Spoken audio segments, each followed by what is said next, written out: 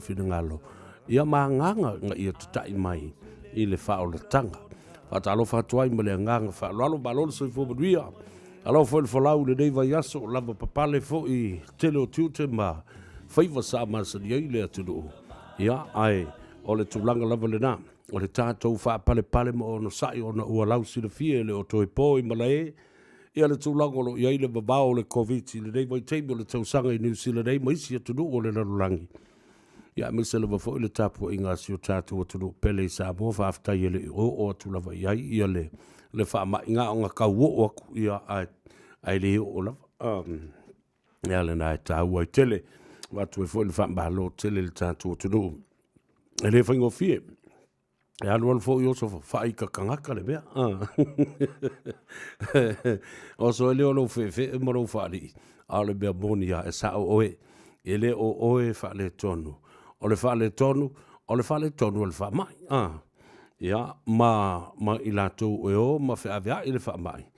Ia, ma fia tala noa, ma wha pipisi i le wha mai.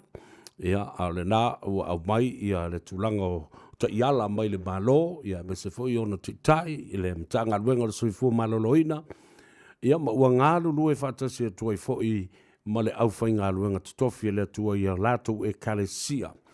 Whapena fo i te tai o whaalapu putonga, o pulenga wha i tū malo, o pulenga wha soifua maloloina o le ai tū malo, ma le ai tū malo. Ia o lava fo i tū pulanga, ua whapena fo i o lātou, fo i langona e fia so sani tātou tu whatasku whakasi kako lima. Ai kako kikinga lima lua inga, ia le ua le wha mai. Ia ona vave alai, ona mati ai, ma le toi popolelo i ai tātou. E ian wha moe o le tau le tū lai tasi, po le te afo o le tū lai tasi le so. O le a taliwa tuai a tātou whasalunga. E le Vodafone Convention Center. I le pitanu ulawa le nei o manukau. O i nā o lo whaatino ai i a se mata upu tāua tele e tusai ma le wha moe i le tūlanga o le whai o tui. Tui pui puia. Yeah, it's a mass vaccination for all our youth. O se mele leile na i lo mafofau. O lo o stand by mai na. Ya matu fatali mai ia le fionga ia tuala. O la ia se teimi o na se atule i o tātou whasalunga. Ina ia sila fia fo ia le tunu. Ia lea fo i au onanga. I must say tuplang talvok. There's a mass vaccination today for all of our youth here in Auckland or wherever, when you're available and you're willing to have your vaccination done today. And that will be here at the Vodafone Convention Center in Manukau. We'll give you some more details and information about that. But I think it's very, very important that we go and get vaccinated and all our youth. Mana tua foi lewa au mai ia le tulanga. O le whaataka ina o na tui lo le tama ma le teine was furu ma le lua tausanga whaasolo atu ilunga. Ua malosi le tino e mawhaiai o na ngā whatia le malosi le waila au ia whaia loa le tui pui puia mo le tupulang televau. A o whaafonga mai la mātua o lau tau pito la au e tā ua tele le aso le nei. Tā ua le nā ina ia tātou so o tau au, ma pulu lima whaatasi, ina ia avea tātou whanau ma tupulanga televou, ua au lia le sifurma le lua tau sanga le mātua, ina ia whaia o lātou tui pui puia. Mna o mia lava lau soani matua, ta mamatua ma le tina matua. Ia, tele tala i le nawainga steimi o mo mai. Ai, whataro whatu fo i ta mamatina matua le tātou tunu, paanga tō tino i a Savea i so se teimi, ia, ua fo i lau tō fo i pito la au o lo whanau no manu, ma sa iri i lea tua, ia, a o tāpua i pia, ia ma pōle whala, a o lo o alo whaiva alo ma tama whanau o lea tunu i o la tō whaiva masari, a o onga, o ngā ruenga, o le sailinga o lea tamai, o le sailinga o le poto ma le anga waa, ia, whapena fo i. Ia tā mau pia i le loto o le tama ma le teine. O le mea na amataila na savalinga. Awa ai le iloa le mea ngā makaila u savalinga. E ke le iloa po o whea ki a ngā iai. Ai pe wha whea fwoi nai toi fwoi mai. And that's why it's important to know the actual point of when you proceed with your journey. Because if you know where the starting point of your journey, you know exactly where you're heading, and you know exactly where to return to. E sa o ata maiti, malota maiti, ka whiwhi ngai ka maiki. Ia ua whaariri ia fo i le nei lockdown, ia mane o i le aonga. Ia ma ua limiti e fo i le ua whaatapula fo i lo lātou sa lo tonga i me tau na whai.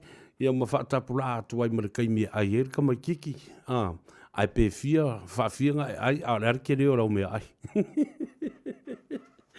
Talo whai, malo. O le ua toa e 5 minute tale tu la e tasi. Tātou whawhianga so i whiwhilo e whaanofu whibali e le tunu. Ile nei fo i vaenga o le tautua le siu whongo Samoa. Ia, ma le Tanoa Ava, e fo i nisi o tātou ma taupu la talanoa, ma whaso i ei tāua whai mai ai, ia ma taupu le lava yaso. Ia, tātou talanoa, ia, ma whapena fo i na whaso i ai, i le nei yaso.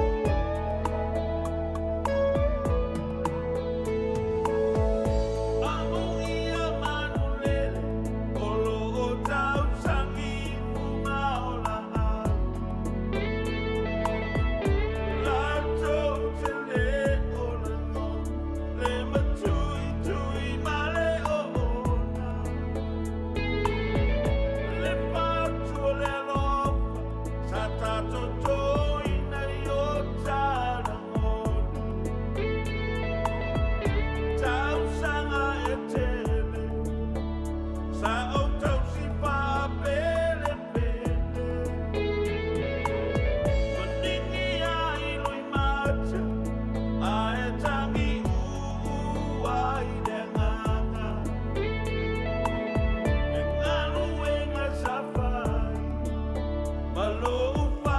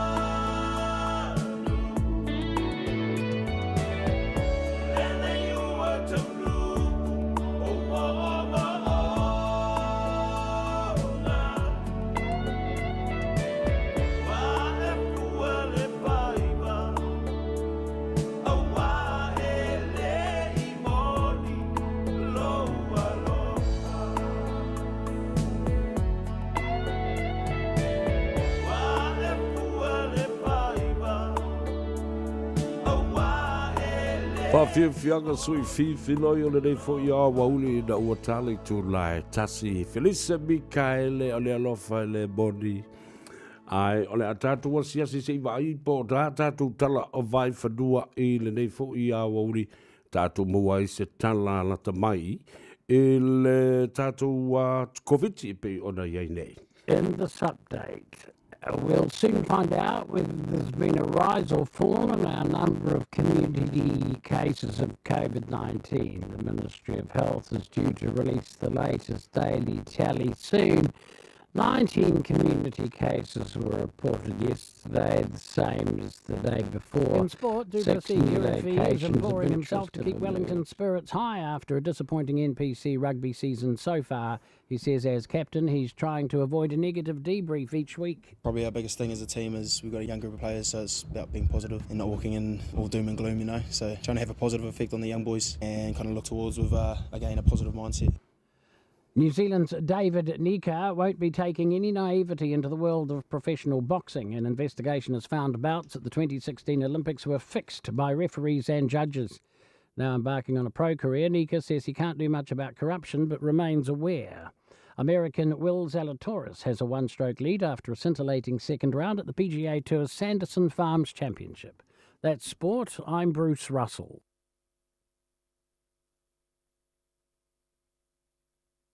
In this update, we'll soon find out whether there's been a rise or Aloha Samoa. Waule nei o kasu ti alo. Awa sipi ele ngile o kaule ki o. Aewa eva mai ese.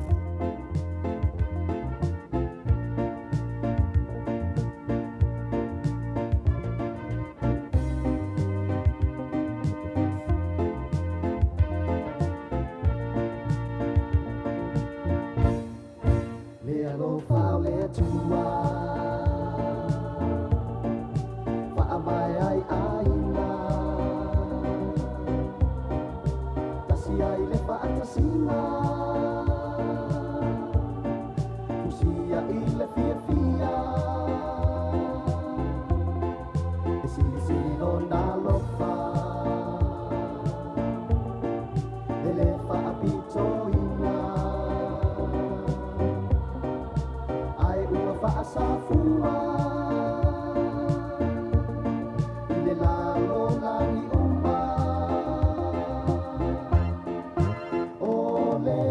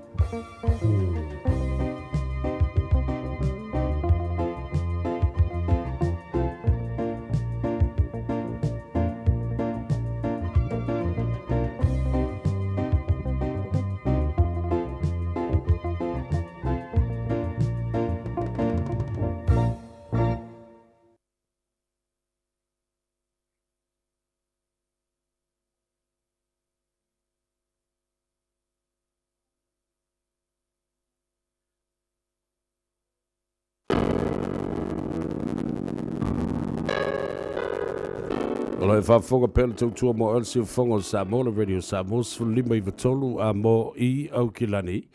Ele nei fo I aso to nai ole aso lua ole masina o ke topa loa fe lua sfu ma le tasi valu minute o lewa te ele tu la tasi ole a se a to tato fa salonga. Ele mamau tua I mal tato walis fa salawi manukau ele no fuanga ole Vodafone Convention Center alo iai se vaenga tāu olo whaatino I nā. O le whaia leo tui pui puia mō le tupulanga talavau. Ia, o leo wawai atua mafuta mai I le fionga I atuala. Ia, o lo tai matali I le tulanga o le whaafoina o leo fo I whaamoe moe. Ia, e whaatalofa tuai ma le nganga whaaloalo atuala. Ia, e mase fo I lau tau komiti o lau tau whewai. Ia, malo tātou atuno. Whaafonga tapu ai mai lunga le tātou ala leo Radio Samoa. Ia o le tu sa watu le tātou whasara lau I nei le manu kau Vodafone Center. Ia I le mea lo whapeona whaatino nai le tātou tupui. Ia mo le tātou atunu o Samoa. Malo se fua Savea, malo le tulai koe le tulale le wauli. Malo whaaftei tele la vai lau fionga tuala o whaifua na maua so ta inga fo le dei tai au. Ai, e fia fasili atu tuala I le whaalapu patonga lea ua lato whaatau teia I le whaamoe moe le nei.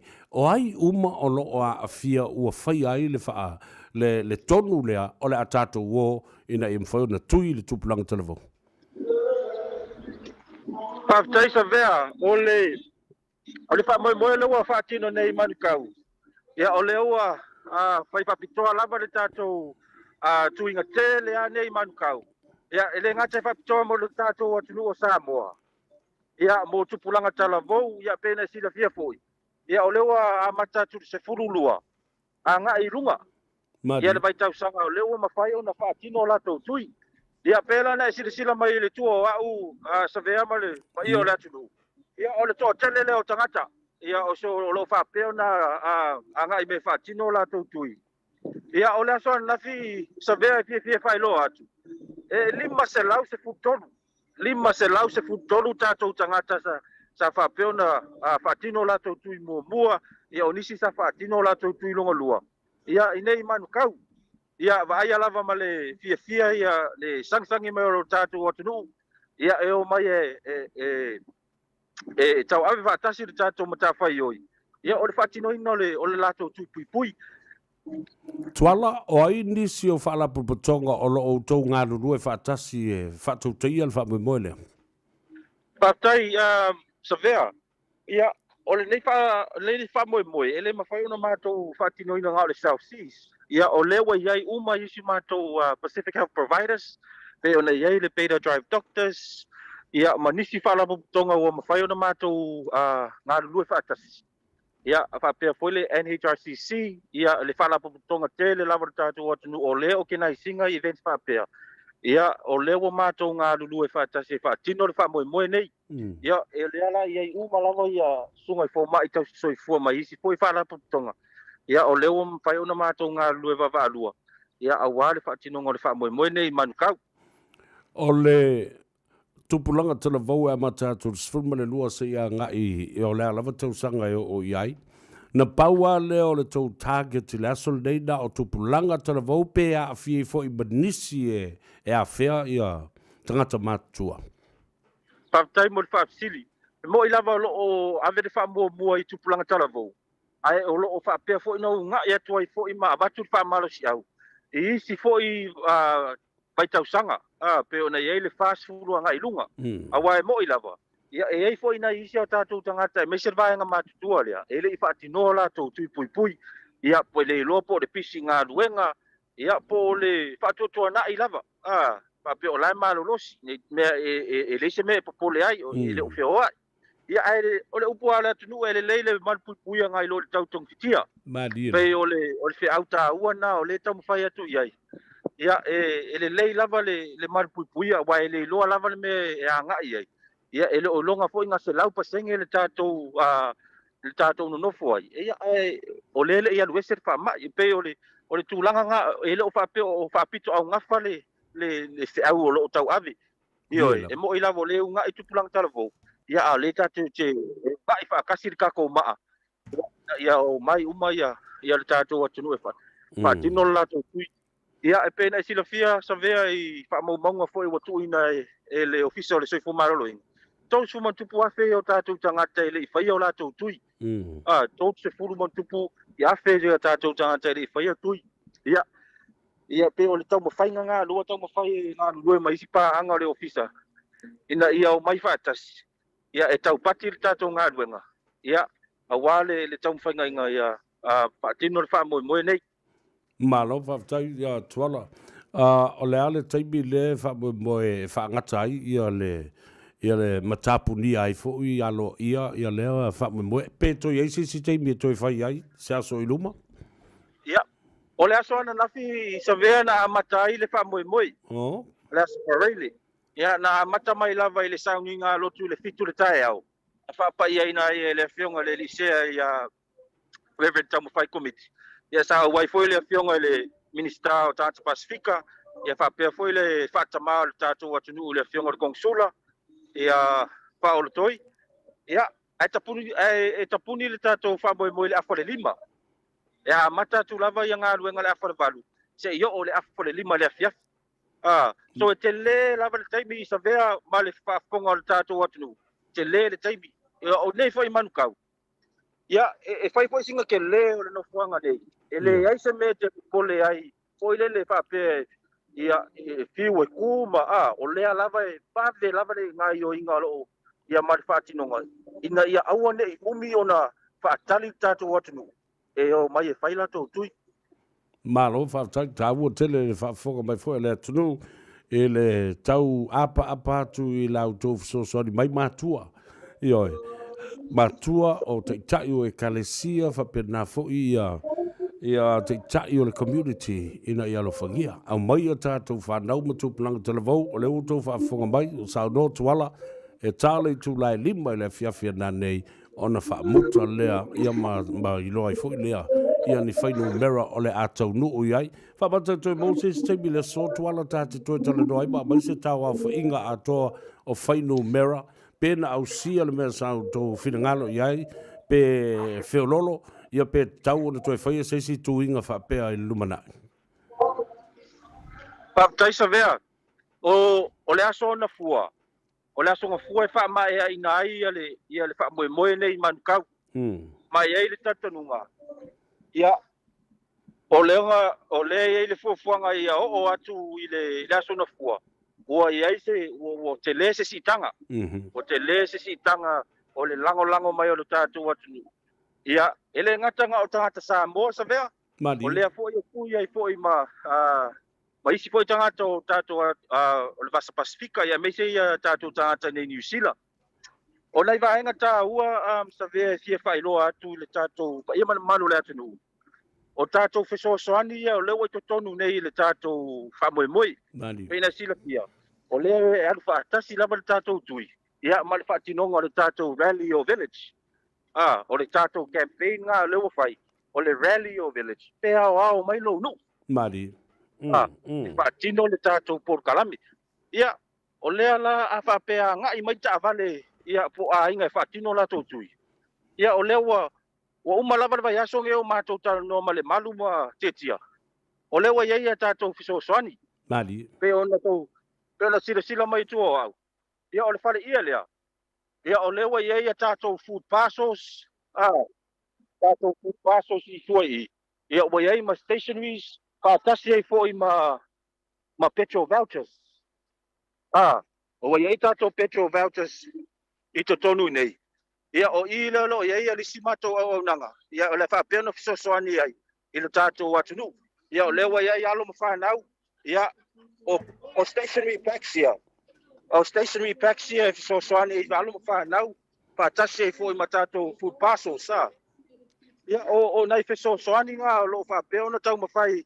Ia ama ona failo tui. Ia piki lo food parcel, piki le petrol voucher. Ia fa tase foi ma stationary packs.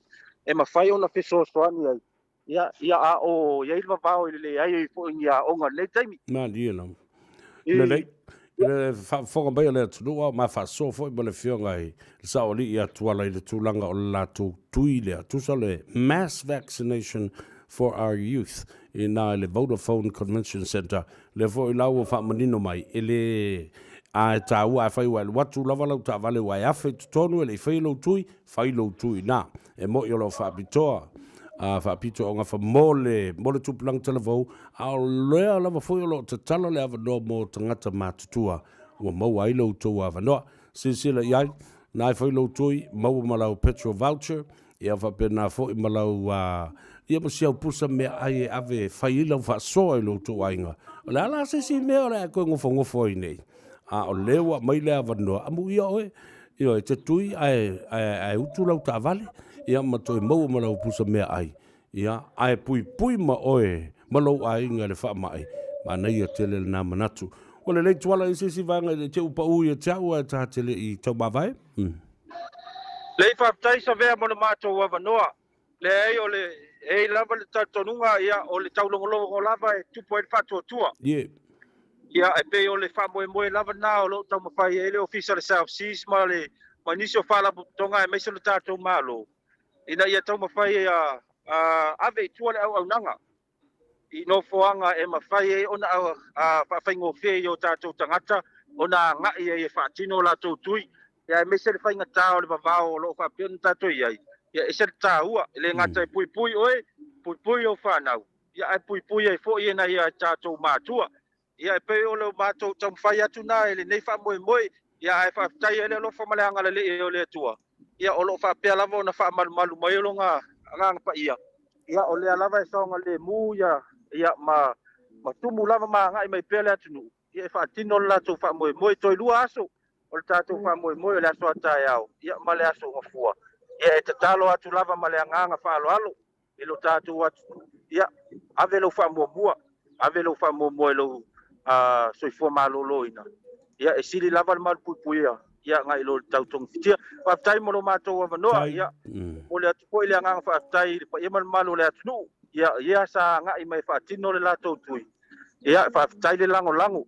Whaftai po i le lango sua mai. Ia i ngā ruenga o lo whapeona. Tau la mua i fo ia. Alum whanau o lo tātou atunu.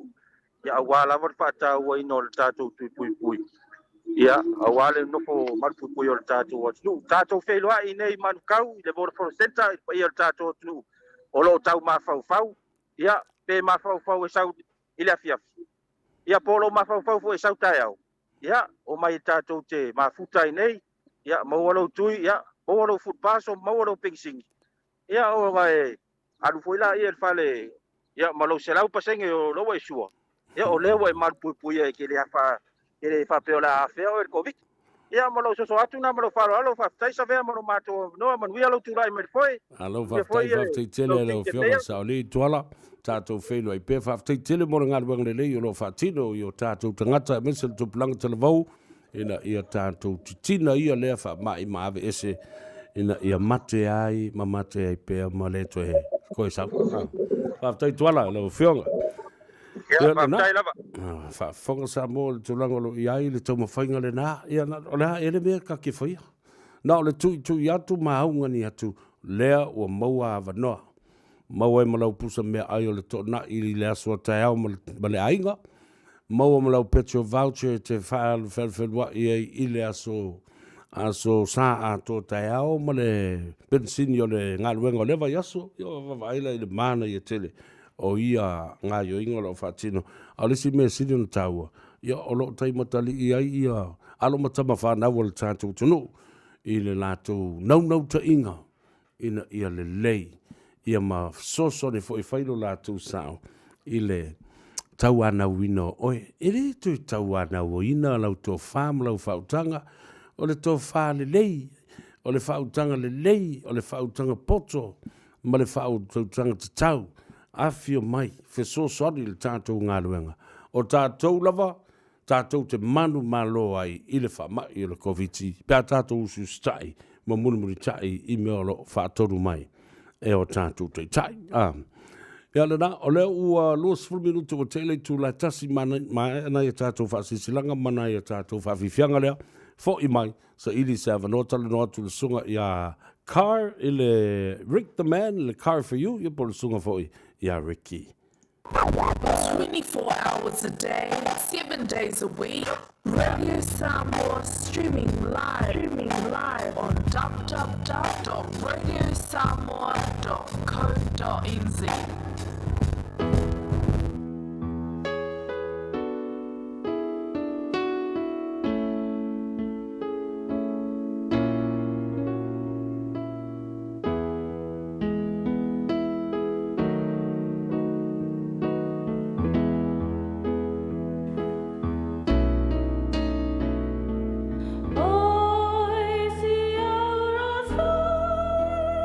La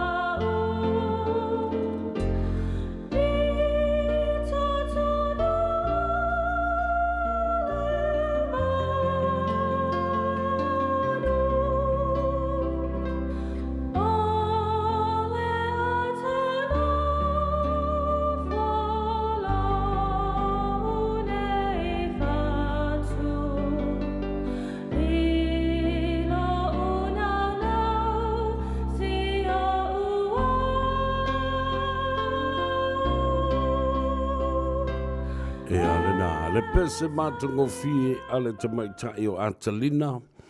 Ia, e whaafile mua ai, ia lo mai a ile nei au auli. Ia, ai whanongoloro le nei, o leo wa maua. Wa toi a mata o na ngā ioi, ma ngā lurue ia a tātou whale tā vale. Ia, pe o na māsani ai. Ia, misela wa fo ile Car for You, pe o le eile au nanga le whaletua ia tala, sunga ia mani, ia whapea fo ia le tātou li pule ia Rick the Man. Leo whatasi bel whaletua. Tala, talo falava, malole ngā lue le nei fo i whai unga le vai aso. Ia, malo, tau tua tinu, malo, whai wa Savea. Ia, mai se fo anga tata wa tinu le leitu la le aso. Wa melo a Savea? Manuia la whaftai, wa lo fo ia. O fiua vili atu o e nafi i oe, ai te ua tali mai ia le li pule. Ia, nā lau mānei o whapea, ai ua wawe mānawa i la soa nafi. I le ai, vai lava se fiti. O le aso nafi. Ia. Ia, le lei. Ia, o le mānei le aso o le so, o leo wawa i atu o sulu le la. Ia, whai maalia le ia se kope o leo tawa lunga. Fai ngā luenga o le aso tōna ia, e ma le sapati le aso a tai au. O le aso wa ai atu iai. O lo wha ngā pēr le awala of sota inga le tātou Facebook page. Ia ma le telefoni e le se tongi e sota i atu ai. Ia, ka o le tau noanga Savea. Ia, au le tula. O te le nganga whaaloalo, te whatalo, whatoai le pa ia. Man mamalo si o tātou watu nuu o lo whapea o na maua mai le whaalawi loa inga. O si o mātou company nei o le Car for You. Ia, te mini Savea, ia o lo mata ngō fia le ata mea la. Ia, o lo o iai koe nisi koe o mātou customer. O leo koe wa whaamanuia ina i le tele o mātou ta avale o lo iai le lote o a nei. O le teimi nei o lo mawhai lava o na whai mai lawa palai lunga le mātou numero vilifua. Ia pe e si apalai mai fo i lunga le mātou Facebook page. Ia pe te emaili mai fo i le mātou emaili o le Car for You. E mawhai lava o na mātou lafo atu wasa ta avale. E ta ili e ta avale tala pia ngai mo oe mane ainga. Ia apa apea wa wha manue ina lau taratanga. Ia mawhai o na esu mai le mātou lo toa. Ia e te tanga ele le ia i le taawale se tau i le mo oe. Ia e te whamanatu atu le mātou numero vilifua o wale se lau. Lua fitu pa iwa o no walu. Ia pe o le mātou Facebook page o le Car for You. Ia e tele mananoa i o mātou taawale loto a o lo iai po ia mātou Ford Rangers. O iai o mātou ni Tanoa Ava ma le tele o mātou piki afu. Ia lo iai po ia mātou SUV. Pai lava o tantanga i po le tele o asa i lunga le mātou Facebook. O lo tele asa o mātou taawale i lunga le Facebook o le Car for You. Ia, mo e o lo pale tonu tuafa awa e se pole i le tulanga. E mawhai lava o na mātou sa soani atu. Ta whaapea pale tonu lo tuafa. O lo iai lava le mātou finance whapitoa mo lewa aenga. Ia e te whamanasa atu le mātou telefoni. O Valselau, lua fitu pa iwa no walu. Ia pe e te apalai mai fo i lunga le mātou Car for You Facebook. Ia, whawhitai lawa Savea ma le mātou awa noa. Ia, mai se fo i le whauina o le vai aso Savea. Alo, te tere lava ia te o le tō whine. Ia, man via fo i ngā luenga o toi. Ia, mai se o le toi anga i atu o wata penaka mo le sapati a tai au. E whaasoifu ia mo le teimi nei. Ia, soifua ia Savea. Haftai whaasoifu ia. Le nāna whanatua, ia po le tō whine fo i a tala o lo ngā lue ma au auna. I o tātou te ngata e tawala atu le whanata vale le Car for You. E lua ona la. Ua tu whaatasi i le lotoa e tasi. Lua i wabalu se i o le tolu salau Great South Road i Manurewa. Ia malala tu telefoni le se tongi o valu salau lua fitu whaiva ona valu. O valu salau lua fitu whaiva ona valu. Whatalo fatu i lunga o tātou YouTube channel. Mai mō mai ai i ma whaafonga fo i a leo sui a wharani muipu o tingi i matalii. Talo fatu ma lolo sui fumuria. O whaalua au whata. O Dragon Emperor Fukuzaro. I ewa ma sapangi i a kako. Mare usainga. Pe telo sanele. O Veni Levi. Talo whalava. Le vave lua tua. Whapea fo i Tom Brown. Whetaui siale. Ma Amelia Whamoana. Jenny Telefoni. O le tō tili. o le au vaenga ia. Full time mai lungo le nato ngā luenga lea. I le Facebook page ma le Radio Samoa. Whapena fo isi platforms. Ia maselo fo le YouTube channel. O te whaafetai atu tau. Io e lo tau manatu mai. Ia mo lo tau whaatasi mai tātou te nuti mea ma midi ala whau. Kusa pere whaingo midi a kua ala whau. Ia a o lea e ma nei hele tātou whasoa. Ia ma mai foi o tau whiringalo. Lea taimi ma lea taimi. Ia ua whapena ona whelanu lanu wa iai masua le tātou Tanoa Ava i lea stonai ma lea stonai. Ua whai a lenga e pua le kango Ava e le vivesi le mea. Ava kuse wipu, mana tua fo e ingu warkanga ka lima susenga, wai kemi iwa ingu ka la, pe a o whai Ava tau ina yasu ia, e whai fua. Ia ke wa ke wa ngofore sa wa lima charge le mele pu Ava whatalo fatu, mai, o tau ie vivesi mele o le tui, mea ua le wha malosia le mele o le tui. E tu sa lea mana mta upulen tatu tala noa ia nafi. E ei nisi o ekalesia, au te le ta ua tua ekalesia, ua lātou te te e le tūlanga lea o le whai o le tui. E fo isi ekalesia, e te e i le meo le tui ina o le toto. Su e ina fo le le toto, po le tūlanga whapena, wa alofanga i ei nisi, ngata o te le whai atu la, pe o te whaasea ia, a sa o lu i tau ina, a matu le avanoa, sa noa mai se whai whai au o ia ekalesia. Ile mafu anga ua ta oto ai ma tusi e lo lātou whaavae. Ele mawhai o na lātou talia ina ai te e le whaatino ina le tui. Ma tau mai ia tau. Iai se mau o le tuspa ia. Mai ia le kenese se tau le whaalinga. O tusia ma lolomi mai ai ia se whaatonunga ma se whaatita inga. A o ina tulai mai ni malam ni mea whaapea. Ia ona tō wola, ia le awangi i yalusisi e kuisi. Au tō se sila fo i vai teimi o la ingo Israelu. O le whai longa leo le tō o ma le ngata e loa ai. Ia sasa ili fo i la ingo Israelu. Sasa ili fo le ingo Israelu. Ia sa iei fo i a fo. Sa iai, e le ingi kui ngawa i keimi a sa iai i la tō o meo tau la sea.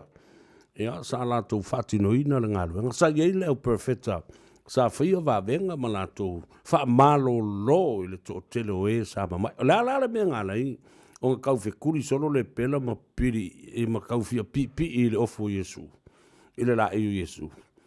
O le fia feola, ia le la o mai fo i la e lo tātou vai. And those were the ancient times.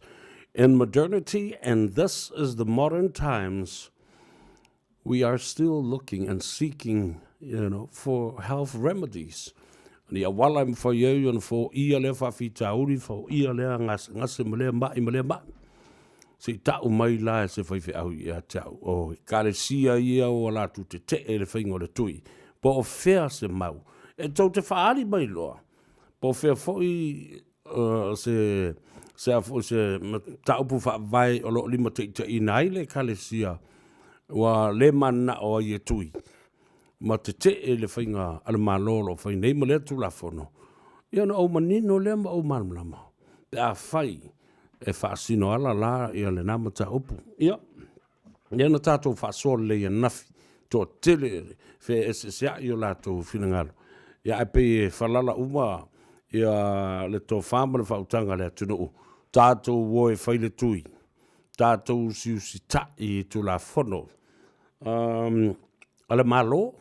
Tu la fono la ele se ia se pem fa inga fa kaumba ele mel na le e le fa tu tuanga lona sfuma le dua e polo lona sfuma le tolu wangalo e ta wale kalesia Yesu Kristo la pu yo so tai lo fa ye ya la to fa vai na e lima te i nai o le constitution fo la le na ma le fa vai le na lo fa pem ile fa upu sfuma le dua ma to te tali tonu ele ususta i tup ia fa pena foi le tausi o le tulafono ia ava ma fa ma malu i le tulafono ai se fa na coaching o mele na i lunga o le mele ona mana ile no tango le fa tau fa le whether it's in English or in the Samoan context manai o te fa pe o ke o kala loku waku le ai o te nofo ma oto mai vaenga ese tāua I lea talitonunga ma lea tāpua inga ma lea fo I tovine. E whai ma manatu au tū. E loa I le ese senga o mafau whaunga. Na whaatino I le mea, na whai I le mea ma le mea. Awa, asisila lei, o tu la fono le tua. Na whaavae mai ei tu la fono whaavae o isi e tunu peila o tato. Ya, tu la fono lo tu spai, o nasa umai al tu la fono sfuru, mai ale kasi kau sfuru. Ya, o le whaavela na le mea. O yei mai si tu la fono e whai lava le tangata, ya, tu la fono foi na whai. Ina ia pui o mai tangata uma. E le whai na o stu la fono e pui o tangata to tasi po o wana o se whalapo pitonga. Ai mo le leo tangata uma. Ona iei foi leo isi tu la fono pe o civil liberty laws and regulations. E fiu ai whai aku. Ai le ai e fi nau al tangata la tuia I le tūlanga o meo ai a tau. Ai mana tua foi. E ai a te tau that there are not absolute rights. Not every right is an absolute right. Ioi, awa, e te solia lole tu la fono ma whaalea ngai ia lea ia te tau o lesi tangata. O nei lolea, ia le aila, wa soli e laua ia te tau. Ia le tu la fono e pui ai lea ia te tau o lesi tangata. O lesi lava inga lea tau mai I o lea lava e mi tai mai lava le tō tele. Mai o se ia te tau o tele. O le treatment of patients in the hospital, mana tua foi. O relationships sili nei ona tāua I lalo le tula fono. O le tamama le tina. O le tane malana ava. O le loia malana clients. O le fo mai ia malana mai. E tāua tele ia vaenga nei. O le sila ia te tau e sili o le whaatau ina nei. A whapeo e tau te whanmai o lela awa koe kui oe. E laua ia te tau o le ngasa e te whapeo mai se whamure mo le po le ana ngā kui. Whamatala mai ia tau. E whamai karakanga. Alfo mai, ia o le tui au ngā ia te oe. Ona e sile, e ti ngā pe atui. A tali fo mai I e au ngā ia te oe. E ti ngā pe atui. I ona tali etu leo le mai. Ia le lei. A whaila e ti ngā pe atui. Ia tuula, tu sa pe au ngā ia te walanga o le nai ti ngā, pe atui, ia tuulai. O le manao, male ia te tau le nā le mai, ki ngā ngai loa, e ki ngā la ikiki, ai malosi ai. Lea lava ua fefe I le nila o le tui lea, ma tua I lava ma le tui. E le me whai una force ia se whai le nā mea. You can't force that upon a patient with his own right to, yeah, te ele mana ona te whaungaina le tui or whatever other treatment whaiatu lai le I le mai. Do you understand English? Whamai le mai. Ele ai, ele malmalama I le whaperetania. Ona whaatu lai I le o le tala le whomai. Do you want an interpreter? E te mana o whamtala upu, whamai le whomai. Ai whamai le mai, le ai. O whea lao mei e lua. Tele me e le malmalama le mai le ngana peretania le whaatautai ai le whaatalitalanoanga. Ai a whaatu pe a mai se whaamatala upu ina ia malmalama. Ai whamai le mai le ai. Ian kako foi la ia le I kua ngā mai e le tātou talanoa. Le wha manatu ma tātou talanoa whaatau ina le neiva yaso. O ngase o le mawhauwhau. Ngase o le mawhauwhau. E te le iloa ai oe. Ai mea nā leo wa lai ona. Whapenala u winga. Whapenala u amio. Amatana. Ngawhi ingi oe kama. Nā. Fili malo ata Ioane. Whatalo whatu malo suifu manuia. Ala sa ala tonga le nā. O se fulutasi. Talofa malo suifu manuia. Whapea I Martha Williamson. Whamai elea se ngore kui ma le penkolo. E tusale le panadol ma le kui. Ia tailo. Ngai le tui la tau ia Pel me fa le kuionga. Ela whakasi el manu si anga nga ia kari roi o kai kas fo mai. Ele leina o fo mai I me I me ia o ngami o ngase whaleanga nu ufo le la ilka ko kamara le vai avoka ma le vai o le ola. So swani I ante oe I lo ngase o le fatu, ngase o le toto ma vulunga, whapena fo I malo kausela. Wa sela vo le mwhainga ma ngava. Ia, le na, so swani toi whaale leito tonga onga le tino e peona iai, ia le kidney, o le fatunga o, ia, ma le meo le ate, tu lau whaafonga le tunu, damaged liver and kidneys, so swani I ante oe regulate lo suka, whaapena fo I male matua I au ngātele, pe a whaiwa maua o le mea le ngāsinga se whara stumba, o e kaule mwhainga e kūrunga o I soropo ngai violo kingo, makamare ngā kua, so e kaulalo I o kuli, aluange I o kualima, aluange I o kulilima, alu lalo I o kapuvai, mua tua I e tinga I nai le mea. O le ngungu, ia ma le arthritis, tali lea mo oe, le vai o le ola. Olu o tasi lua I wawha, fitu iwa, lua fitu, tex, lau suafa, ma lau tuatusi. Ai mol teminei, ia o kou kamo mo I o mangule umare vai o le ola. I le fionga ia tuala. Le fionga le saole tuala, tawa, tino tau pa u, ia ma le wharetua ia peka, ia ma le kama o tino lai titi. Ia ma le ngari. Sefulu ma le tolu Lappington Road, Sefulu ma le tolu Lappington Road I Otara, e off I Otara Road. Anga I na, no wailau vai o le ola le na. Anga I nisi na la tātou mangele, whapena fo I o tahuhu, papa toi, Flatbush, o Glen Innes, Pambua, ia whapena fo I o le anga I tu le ana I Botany, anga I umai fo I na. I le Sfumaltolu Lappington Road I Otara. Nisi o la tolo o lalampapa au le tu malole o Manurewa, Weymouth, Roscommon Road, o Glendon, Papakura, Pukekohe, anga umane la auto I le aftafo Burundi, also tuaile awala I tua mail falsa, ole fale vole shopping center Glendon I Manurewa, Numera, Luas Fumalelua, Templeton, 22 Templeton Road, Oi Place, Luas Fumalelua, Templeton Place, I Manurewa, Glendon, lo iai ia to Finea Maria, Olive, whapea fo I o sia, malta mai tai o Maretta Sawanga, ia malitina matua tausia si o matuainga, Sarah Brown, whatalo fatu, ia te oltina, alola soi fua manuia, ia, ano fo I le langi ma, ia malitapo inga fo I le nei aso. Talo fatu I naita mam tina matutua, au ne ngalo e ke ula ia I le vai o le ola. A olo o manuia ai, pe ia no vai atu. Whataata la fo, e o ngā e toi whaamumosi ai ia lo o fo linga. O tau ia o le toi fia fai fo linga. Le au mai api fo le ingi fo linga. Ia mani api fo le o ingo me ola ma mea wapena. Meo fake pages. Whātai taina o le lei. Ai maitsim fo I le au palau vale ma lau fo upsa.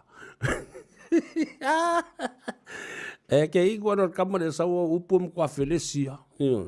Ale manga ga yo upu le whanongolo. Ia le na. Ia, tala fo I tātou te sua. I o le vatele le nei aso. Ma wale ata mo le fifia. Ia, ai. Lai te malo lo le lei mai tapua I le nei aso. Wa uma I a ngaruenga sa whenga iei le nama ias. Whaftai le tua. Whaftai fo I ate oi. O le tangata toa, hata tangata e alu e whaingaruenga. Toa le loto. Ai sea. Ia rawangi e isi mau me ke fia ko ai. Ai kere koe kere aru ke whaingaruenga. O tau sila le mau ngaruenga. Na whaalawi lo atu le aso nafi le personnel recruitment solutions. Ia whapena fo le force line recruitment solutions. Le mau ngaruenga lo iai le taimile nei. Ai pe o musu kanga ka fo le e fai ngaruenga ranga. Ai o mo fai la ko kai kama I meo me fo o whamama. Ai wa fai ko mei e fai meo kingi limo. O kengi mo kama I ka imfa fafi. Manicure e apple manicure. Kako I kanga I kako pese kako kan ye mo fi masisi va mai ga. This is a COVID-19 announcement.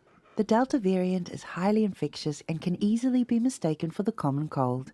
We all need to keep an eye out for symptoms like a cough, runny nose, and fever. Testing helps identify undetected cases in the community. That's why it's so important to stay home and get tested if you're unwell. If you have cold or flu symptoms, call Healthline on 0800 358 5453 for advice. Unite against COVID-19.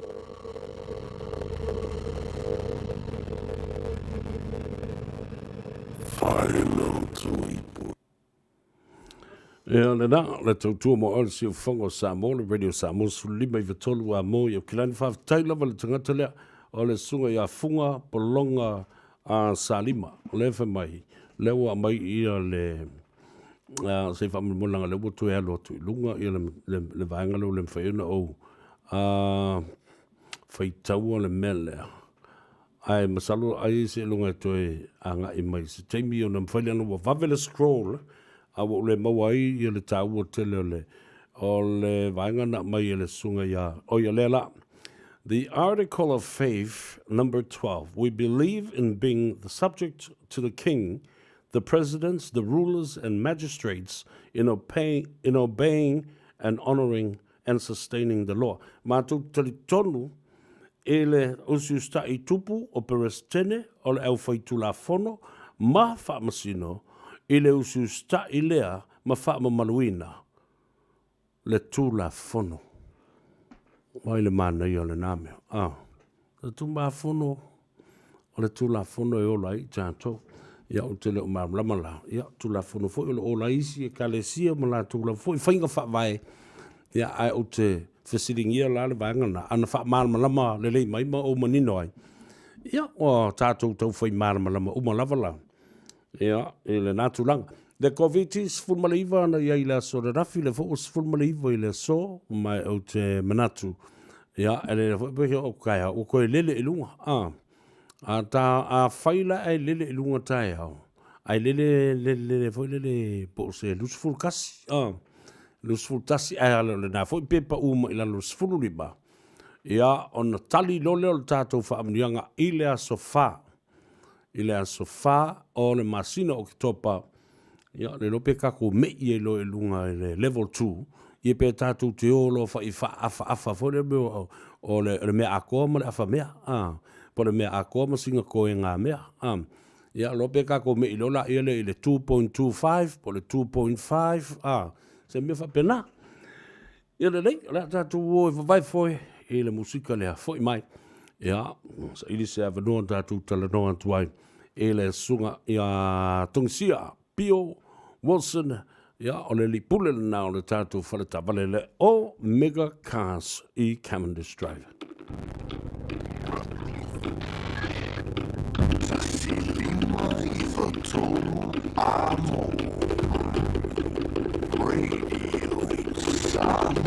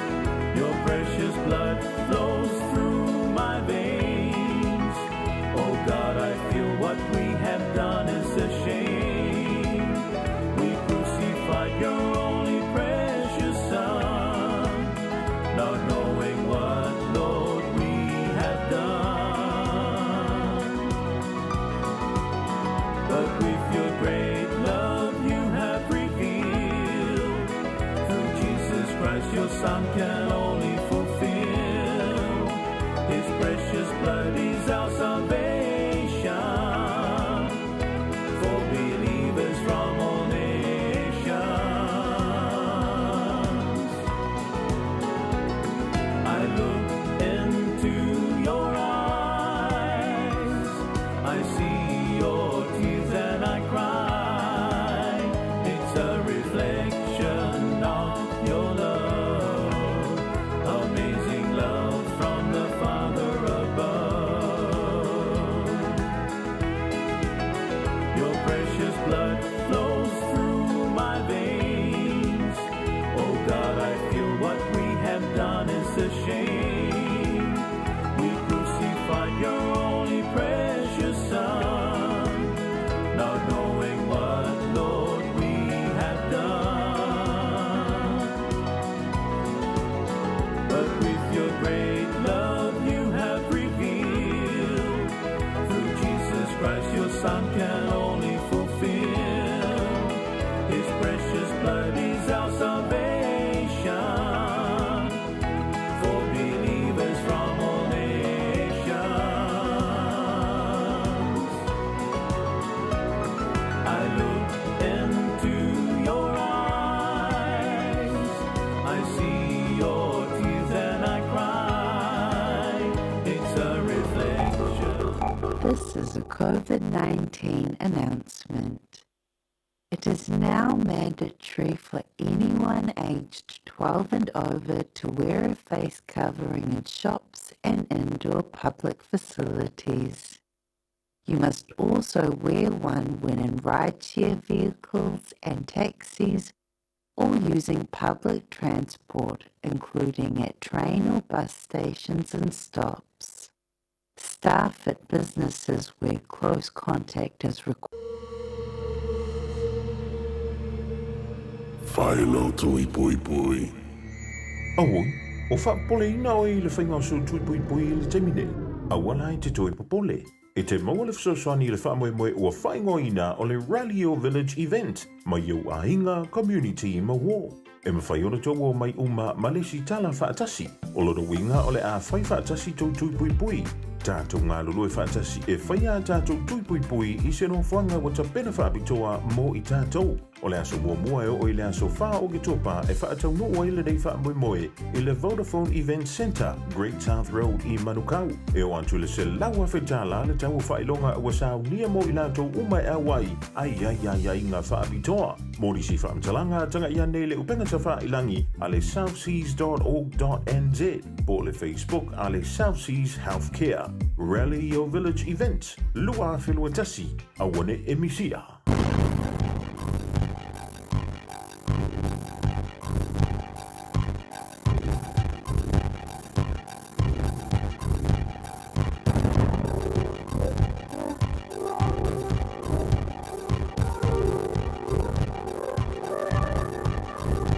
Auckland.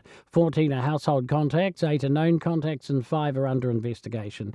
22 people are in hospital, including 3 in intensive care or high dependency units. County's Manukau District Health Board has advised the Health Ministry of a possible exposure event last night at Middlemore Hospital. A person showed up at the emergency department seeking treatment for issues unrelated to COVID-19. The person answered no to all screening questions but was tested and returned a positive result. No staff are required to stand down and officials are working to identify potential contacts. 84% of eligible Aucklanders have had their first dose of the Pfizer vaccine. 50% have rolled up their sleeves for the second jab. More than 5,200,000 first jabs have been administered nationwide. Queensland has 2 new cases today, both in home quarantine. Victoria has 1,488 cases and 2 deaths. The ACT Party is calling for radical change to help people buy their first home more easily. They're raising concerns about a new program which could see thousands of migrant workers get fast-tracked residency, as announced by Immigration Minister Chris Farfoy. ACT's housing spokesperson Brooke Van Velden says while the party welcomes the migrants, they will create a larger pool of people needing housing, and she says the current system is a total mess. The government has failed for years on having proper supply in the market, and now we're seeing house prices go completely out of control. The Queen is privately funding Prince Andrew's legal battle against sex abuse allegations. He has expanded his American legal team using a firm that has a reputation for getting celebrities out of hot water. Lead counsel Andrew Bretler alone charges nearly $3,000 of our dollars per hour. It's expected the overall legal battle will cost millions and last months or even years. That's news. In sport, All Black Anton Leonard Browns declared himself in the senior age category of rugby players after another injury. Radio Samoa. The midfielder returns in this evening's last rugby championship match against the Springboks after several weeks sidelined.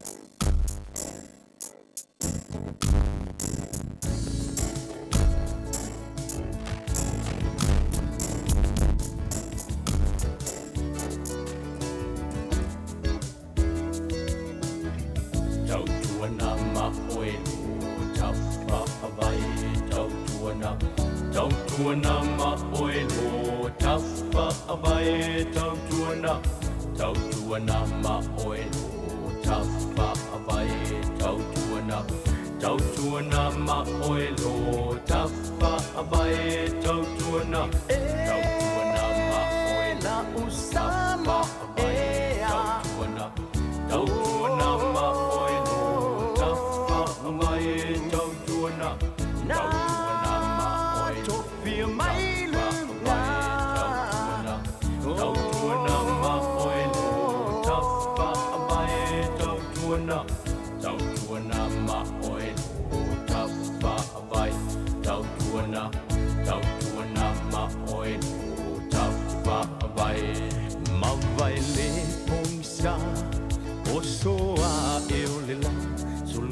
Yo lau whanua, lau Samoa.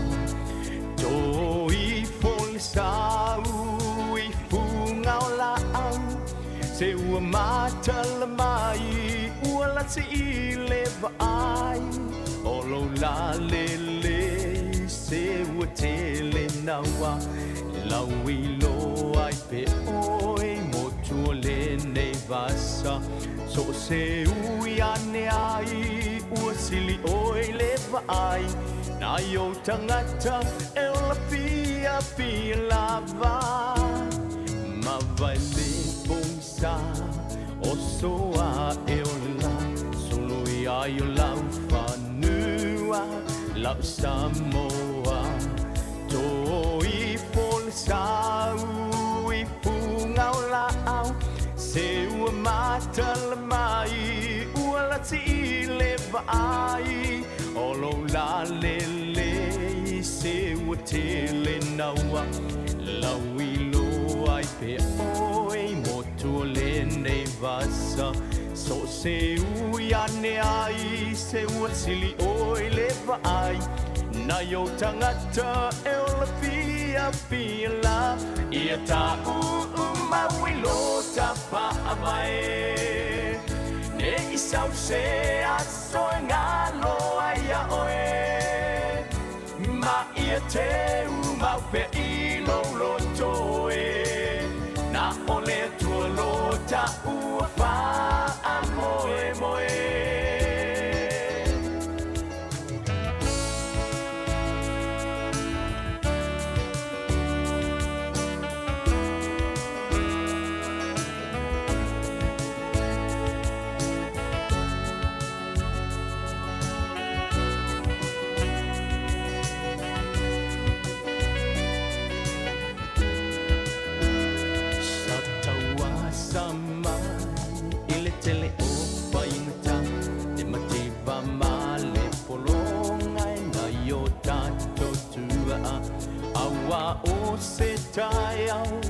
Mo Samoa, se manuia, mo na tupulanga. Le wa e o le whaiva ua manuia. Le fu aolo sa o lo tonga, wai o talima. O le malama o pula, tui le bongsa. Lo manuia, le na mai le tua. Tatawa samai I le tele o whaita le mativa ma le polonga na yo tato tua awa o se tai au mo Samoa se manuia mo na tupulanga le nei wa e o le fai va ua manuia le pu aulo sa o lo tonga wai o talima o le malama pula tui le ponsa lo manuia le na mai le tua ia ta mawilo ta pa avae ne isau se aso ngalo ia oe ma ia te ma pe ilo lo toe na ole tu lo ta u fa amoe moe ia ta mawilo ta pa avae ne isau se aso ngalo ia oe ma ia te ma pe ilo lo toe na ole tu lo ta u fa amoe moe tau tua na ma oe lo ta fa pai tau tua na ma oe lo ta fa pai tau tua na le na tautua ma oe lo tā whaavai ia se whanongo i bera kare pe i whaavai ara wuri i le tautua ma oe si ufongo Samoa le radio Samoa sfulima i vatolu a moi au kilani le mea tā ua ia manatua le leia le tātou atunu a o whea lava e te alala i tue fio le lanurai le ai lava se mea o le whaavai o Samoa ua masofa pe ua malepe i se mea le ai se mea la ai matu mau sali le lei ia le whaavai o le atunu o le sa o le nā e lau talenga fuata po lau to whaafo i tō sia Pio Wilson le pule o le tātou whaleta vale le o meke kās whatalo whatu malo le langi mama le soifo maua Ele ia salele lava le saunoanga Savea salele ala saunoanga ele ia se me o mai ile ia se me o la tu mo la man fa ba o sa mo ia fa ta fa tu la sunga po la tionga fo le tu la i mai le fo le ni tu la o le uli bi ia le tu ta tu ta pa o le langi ia wa pe mo ko ni la la pe mo el ta ma ta mai o le fonga sa mo to sili mai ba tu lu mo fa malo ta tu tu nu sa bea fa malo fo to wa ta io o le tu langa le na o ta tu o le ngalu nga la va tu ia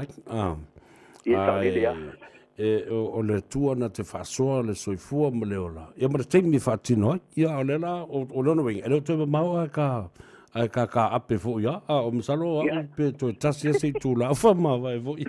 Kau le sua se mi whai o vai. E sao lele lama sa lele sao lele lama sao noanga ia le ngā wenga me pitu sikin tāua ia o ngā whai tau singon ainga ma tongi po nei ai tālafu la iti ia ia soifuanga ngā la tō le tate soifua le nila lo langi ia le ngā lue tangata ia o whila me a mo mai se manuia ainga ia tina le po le tam whainga po i tina ingo se ekalesia ia i tūlanga whape tate i kilo ia ia ia sa malo la po e tō tua tunu i lau sunga sa bea lo tua mai foi Tai, malo. Ia, a mai le tō whāma tala le awe i se i whaalongolongo le atunu upo o le ale tūlangolo e le tautua, ia, ma lau fui au danga o lo o ua a mata na ngā solo otu tangata e whailu tō tala ma whautanga i fo i a fuata. Ia, so le lava sa nanga e sabea, ia mo mo whapai na tui la ua ki ungo sabea mo matoba nua fo i le ni tūlao le piaf, le ni tūlao le uri. Ia nala whapia ma tūlava i lau i lau whatu lima se teimi ua sola si o tātua tinu. Ia whatalo whatu Samoa, nā ro lava wholau manuia. Ia, ole lafa ngā solo lava ngā i whamama a benga fōi. Ia mana whainga nālo whalai ki ala mai le data referral fee. Samoa ai ia se si whapea pe wai se tō whaetu te mamal tina. Ia pol whanau fōi e. Ki whatau se sa a mi whiu na mai se si tonu lo tāla me kakas. ia te moana le afe lima slau tala so si to ina taba le lava banga ka to piki apo po tato youth o tato youth especially le youth terminator we feel mai sesi e lua afe tala tolu fo tau sanga matu te vai fo taba de sa Samoa tolu tau sanga the bon the fitness registration mal service no taba ia ele ia stupid afa vai mana na ai ke we an chair me ka patu tava o la po ngale me tkongi oi pais me to fale tunu natulanga na dio to nio fa se le ninga o me lava o le pa ma fa ninga o me uma e pai fu lava me ka kas ia fa ngo fie lava ai ino le ne fa salanga e ta tau lava ngai fo na ina mai ati ma to na e pa fonga e ala mai le si fonga sa mo i le lunga le Facebook po lunga le tio po lunga fo le tato website po lunga fo le tato YouTube ngai fa fonga le va salang ona e anga ba ala ia fa ngo fie la to yo lia ya han tulanga changa ba ai le fa mama abenga tele ta vale felo titrina sambo pe si le fingo lo tena fa ta fa lang ya de kas ya kena ne fo e fa a vale ta no fe ngala ta sanga ole le tulanga le ita to ole ni sa valia la me kas le puinga ya sanga le mu o sanga le mu ma to ni ole le botolu e fai po mi fo le ma fai la so na sa se tu no to a su fo la tenga lo po mi na o e te tonu lo toa e te whelua ai e mata mai si de sira por ale ta vale un pitau e fatua lo si poses per se singa foi le tal sanga e tu nga tanga sa mo ma ngai to le botu e fatua to tala lo fai to olta to lo to ata to le botu lunga ka ko Facebook page lunga fo ita to website lo make a cast ngai ele akako online application ya tinane fo ina e fo lo tato email address e por te foli fo intene bala au me e fai local sanga ia on te manu manu te Samoa bala au te foli o iva lo fitu le valta sua o iva lo fitu le valta sua ia pe bala au mai foi pe fa text mai pe fa mi score me fe lo telefone serve ono to e video tula ia ile o lo tasi ba ono lima fantasi o lo tasi ba ono lima fantasi ia fa pe te lava uso mo lo bato no manu te lo fai voto ia fa to fan fa so foi ia ma lo fa tai fa so ia but we got work out toy mo to fo ia tu mo to mlau ma sa pati la so tai au fa so ia so foi le nau fa fonga le tu sa no fo ia le sunga le lipule le telenga ia fuata ia po le to fa fo ia tongsia Pio Wilson mai le Omega Cars e te moa i lato tuatosi lua se lau Cavendish Drive i manukau ai manatua o la e tapunia e mwhaiona e asiasi le lato Facebook page a le Omega Cars ia po le lato website le penga te whailangi ia po le wala au le lipule ilan telefoni le lea o lua tasi wha fitu ono lima wha tasi o lua tasi wha fitu ono lima wha tasi ia le na te atuai ia na fo i wha talinoanga nei fo i te mani i le tunu o lo lato whaatinoina ngā ruenga ese e maise la vele mele sa ili o le taavale tele fa le taavale ia e anga i fo i ao tātou tangata e tala noa i le tātou ngana ona e whaingo fi katalo fatu a Sep Lemsio ia Amelia Whamoana o Berenice Miss whapea i o le tumaitai o Sunga Girl number 685 Vanilla Bands malo se fomen ria o fotu I fopo ia malo lava le wa whakaku whakaku kula ia isi a wanga sei mana ia talofa malo se fua o loto si au nuua whapea i o Matt Tawai fa mai malo se fu Savea ai no ri fio kofu le vai ai fio kofu no como kau ole si vai ga tu vai tu mai lo funga polonga salima fa mai malo fa tai tele tu le pa ia lo tele tatu tu no o mai ia matali mai se mana onga e pe o le tulanga le o fa tu sa o fi maua se kopi ia po o se whaupunga fo i o le vaenga sfuma le lua le nā o whaatua tuanga e sfuma le tonu o le kalesia I sukerisa lau pe i o sangatai o lo o whaamatala manino ai I nā le sotanga ma le whaavai o le kalesia anga I tūlafono o perestene o whaao malo o le whaamsinonga, e matautia, ia lea foi whaavai, pēr no whai atu. Toi titia tusi whaatasi le whaavai o le malo Amerika, ma le whaavai o le kalesia lea, i le tala whaasolupito. Ia le na, whatala whatu ia i la tau ia o malo whaafonfonga mai le lo. Oi, Nila Hunt Gray, talofa lava, malo le soifua manuia, whaaftai le mafuta mai, so sene sipa, o le awa whi nā wai lunga le mele o le kui. A foi leo te whaiatuai nei. I lo utel tonunga, ina ia filifili o i le tūlanga le nā. O lau tala le lei, ia ma le whaatununga ale soifua malolo ina ia soifua tangata. O le tala le lei, ina ia mōra soifua whaaleanganga. O le maloma na tulafono. O le soifua whaale tino le tangata. E le mwhai o na ola lau whaaleanganga. Pe a whai e vai lau tino. O le ala lea leo nau whai atu. Tala moni al tala leo te whai atu. E le ai se whai whi au na te whia tausia se e kale sia mamai. Ai se a. Upu sa o na. Awa a mamai e le se sau le lotu. E mai se tupe whai lau peleti ma whai le alofa i ate. Oe. Upu sa o na. E le ai se whai whi au. Na te whia tausia se e kale sia. Ua matua mamai ma ngase ngase uma e nāma le tali o le mea le tātou te whiu nau ai nei. E le whainga o le tui. Na, period. Done and over with. Wa uma le tātou whiu naunga le mea le nā. E pule la oe pule ala whai o lou la saulu tonga le nā. Ale ua whai atu. Tātou sus ta il tu la fono.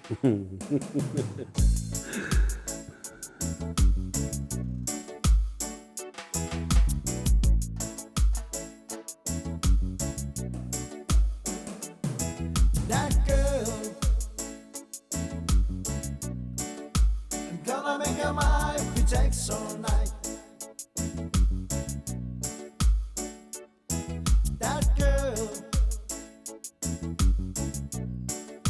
I'm gonna make her mine if it takes all night. Good evening, sweet darling. May I ask your name?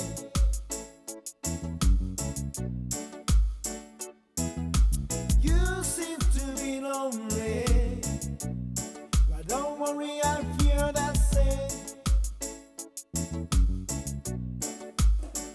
Oh, it's a good situation, a splendid combination that we should meet at a time like this. Oh, it's a good situation, a splendid combination. You're something there.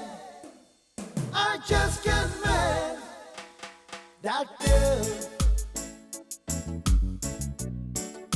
I'm gonna make her mine if it takes all night. That girl. I'm gonna make her mine if it takes all night. It's been a long time, sweet darling, since the love has come my way. But I'm trying so hard to find the right words to say. Oh, it's a good situation, a splendid combination that we should meet at a time like this. Oh, it's a good situation, a splendid combination. You're something there. I just can't let that girl. I'm gonna make her mine if it takes all night. That girl. I'm gonna make her mine if it takes all night. Oh, it's a good situation, a splendid combination that we should meet at a but I'm not dead. Oh, it's a good situation, a splendid combination. You're something there, I just can't make that girl. Gonna make your mind, it takes all night. That girl. Gonna make your mind, it takes all night. That girl. Gonna make your mind, it takes all night. Ia le na, that girl. E ala kingi di. E lewa u toe tala noa tu le vaenga le lewa wala au mai i al tō tele mai. Savea.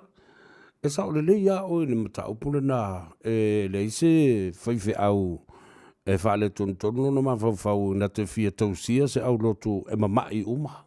Ma ngasa nga se uma o whatu lole i ai. O le si la le vaenga o le whinaunga le nei. O whaiwhi au uma nei e o i e kalesia nei mana tō whaia o onga ia. Au te le whasea i a te autou. Ai a whai o tō tāo fia i a tong fitinga matui po o se a o onga whawai le kalesia ina ia aua nei tuia ma pui pui ma malolosi ta ngato le kalesia. O la ulu i tau fo i la i a te autou. A wā o te tali tonu le lei. Tau te o fo i o tau mau tau whare tua i fo mai. Au ala nei toi anu se si vai se fo mai o whai au ne pa whai o le winga leo le mea. Pa whai o le lui tau leo le ua whai nei mai tātou. O la whawheo na maili te ngata malona ma fau le leima le tō whāna ave i e le tua. Ia tausi lau soifua maloloina. Ma ia tausi lau tino o le malu o le tua. Ele fia no foi le ngango le tua pe afai o matua mai a mai le malu le tua lo nuinga o mata ona tala lau tasi ia poutu o le malu. O fea lao ni o onga mani mea lo fetoso i nei o lo le mautonu ai ma fofo o tangata. Io le na lo te lo le fa fonga mai fa ia fa fenga e lo tu ai me nei ai i lo tel tonunga ele fa pe o fa seamo au le winga le porcalam e te maua i le sa o le ala sa o nei mea ia se fa fenga ngai fai mala mai nyo fa so mai ta tu tala no ai nei lo ina ia le sa o nei mea a o le ha foi le tuo nei mea ina ia manino ai ma lama ia le fa fonga ale tunu 24 hours a day, 7 days a week. Radio Samoa streaming live on www.radiosamoa.co.nz.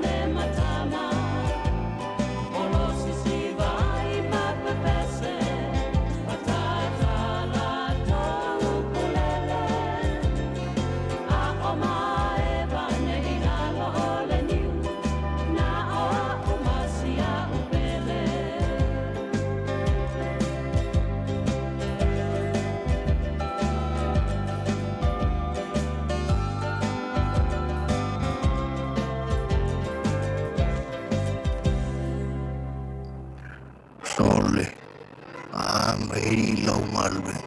Angale eri le radio Samoa ili isi le mea. Radio Samoa. Kasima iba tonu.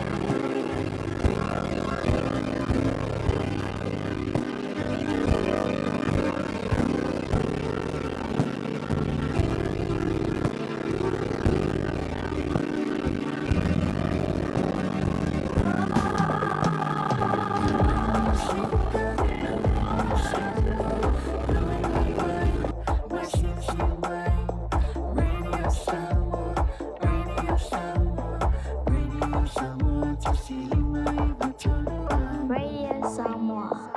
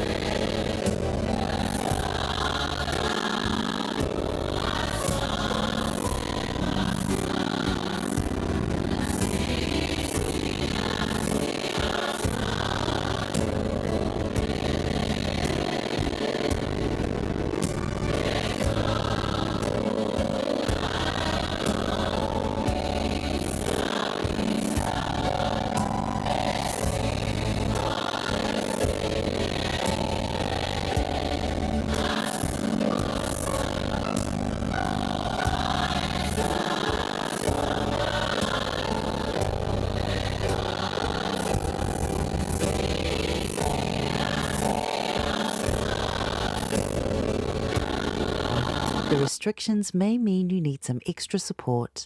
This could be for paying essential bills or putting a little kai on the table. To find out what's available, call 0800 559 009 from 7 a.m. to 6 p.m. Monday to Friday and 8 a.m. to 1 p.m. Saturday. Or go to covid19.govt.nz/financial support.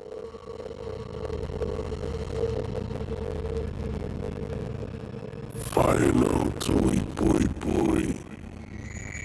Au, o whapole ina o i le whainga o su tui pui pui i le temine. Au wala i te toi popole. E te maua le whasoswani i le whamoe ua whainga ina o le Radio Village event. Mai au ainga community mawo.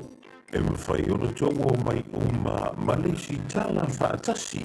O loro winga o le a whai whaatasi tui pui pui.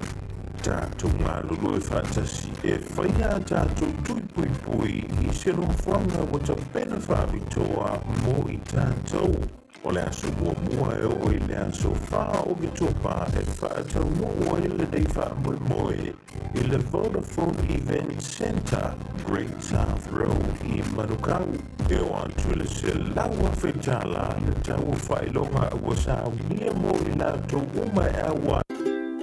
Talofa Samoa, waule nei o kāsputi alu, awale suia le ngila ura le kio. A eva mai ina se furu lima iwa kolu, a mo, Radio Samoa, vevela a.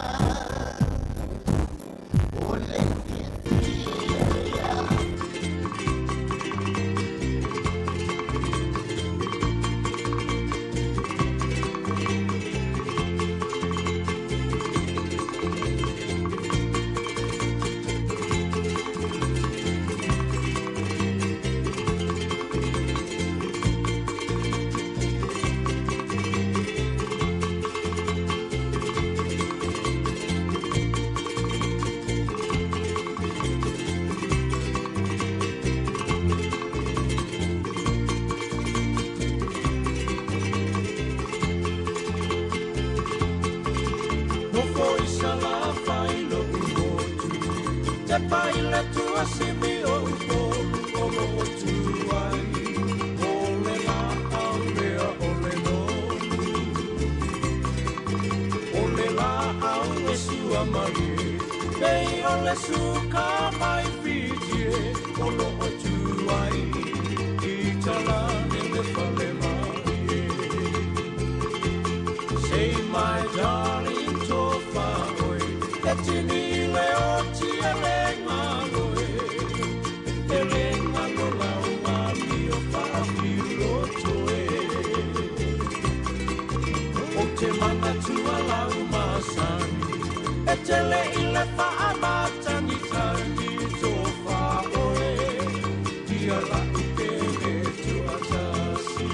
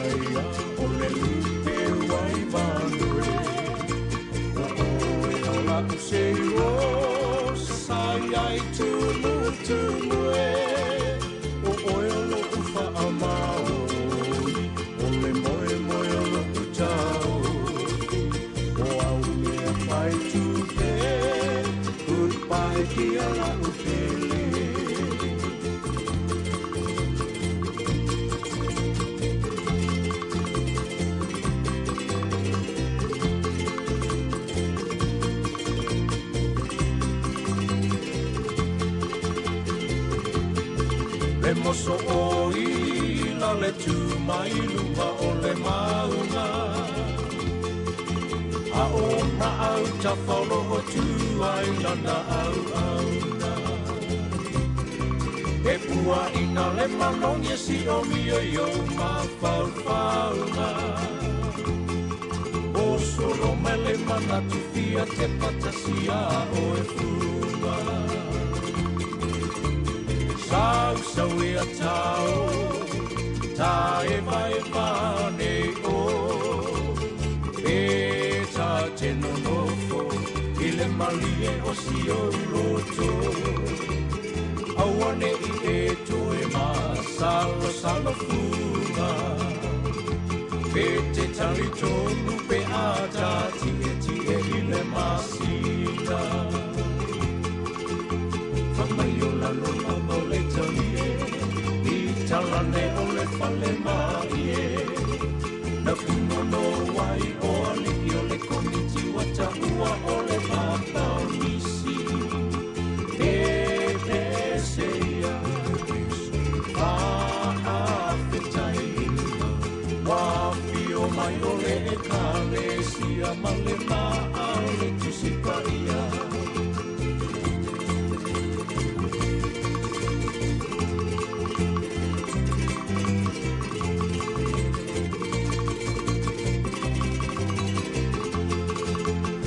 Le mea ulila le eti e Ilua le ua fumasa sau sina ufe Osmo atu le mai le toso le au fumpae Wapa ule sami wa susu le pele we Aue le mea ulila le eti e Ilua le ua fumasa sau sina ufe Osmo atu le mai le toso le au fumpae Wapa ule sami wa susu le pele we Ito fa atu e So i fua ina la upele O te mana tua ina o fori ngā fori au I le a onga I tō wha atu e Tō i fua ina la o pele O te mana tua pea o fori Le whawhiwhianga le Crichton Band le sungai le i a whaiwhiau i a Pastor Peter Crichton.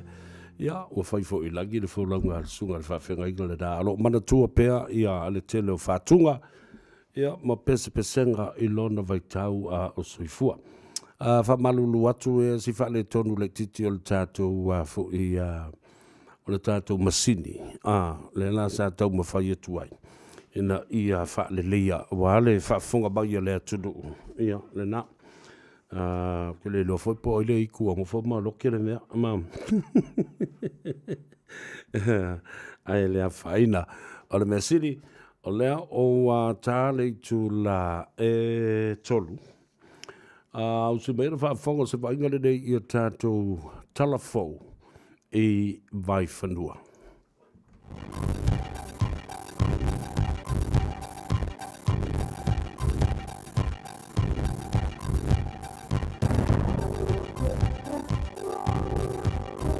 In this update, there's been another potential exposure event at South Auckland's Middlemore Hospital.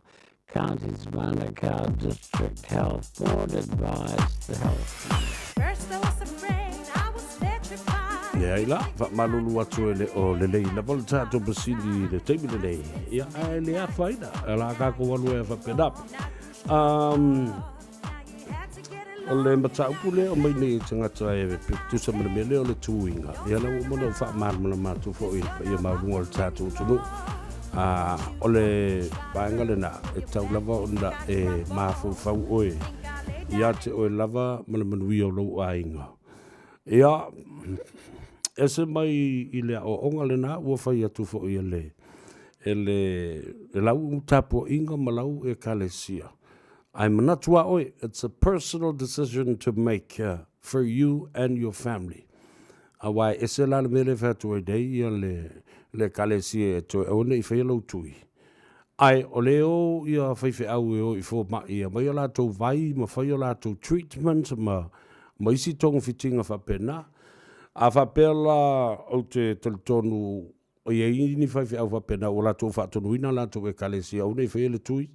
Ona o whai mai ei pai ma la whai.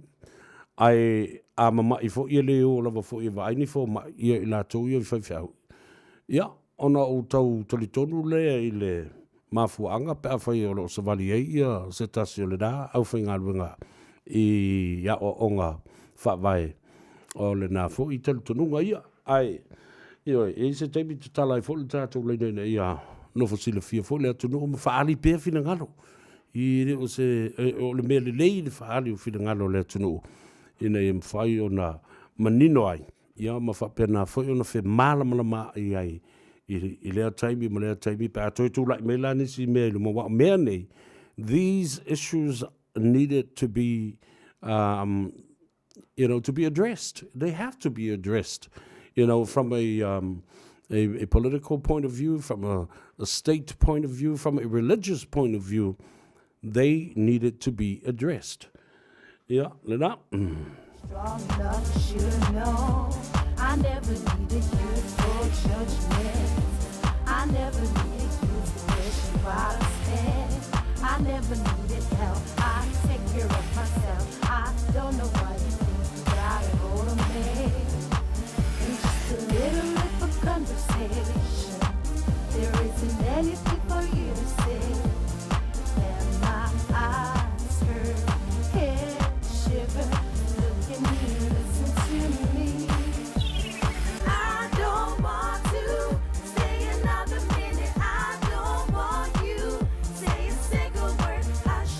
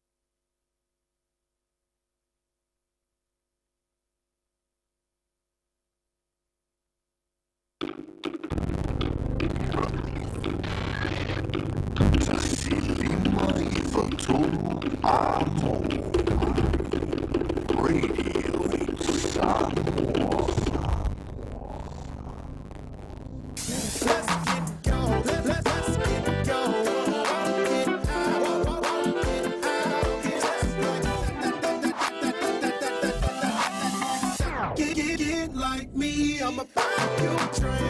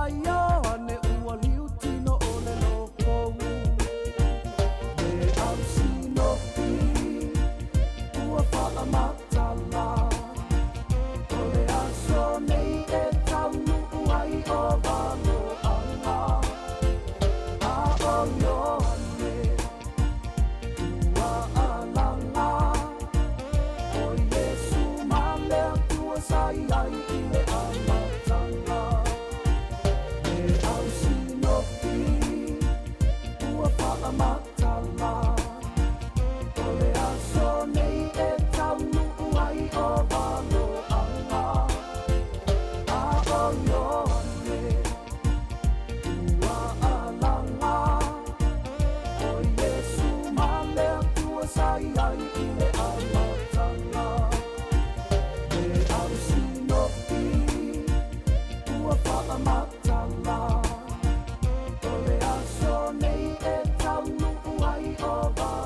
Pea le nā, taulanga taka loa ma whawhiwhianga sui whiwhinoia o tau ma whai sa ili po le are mea lea ua.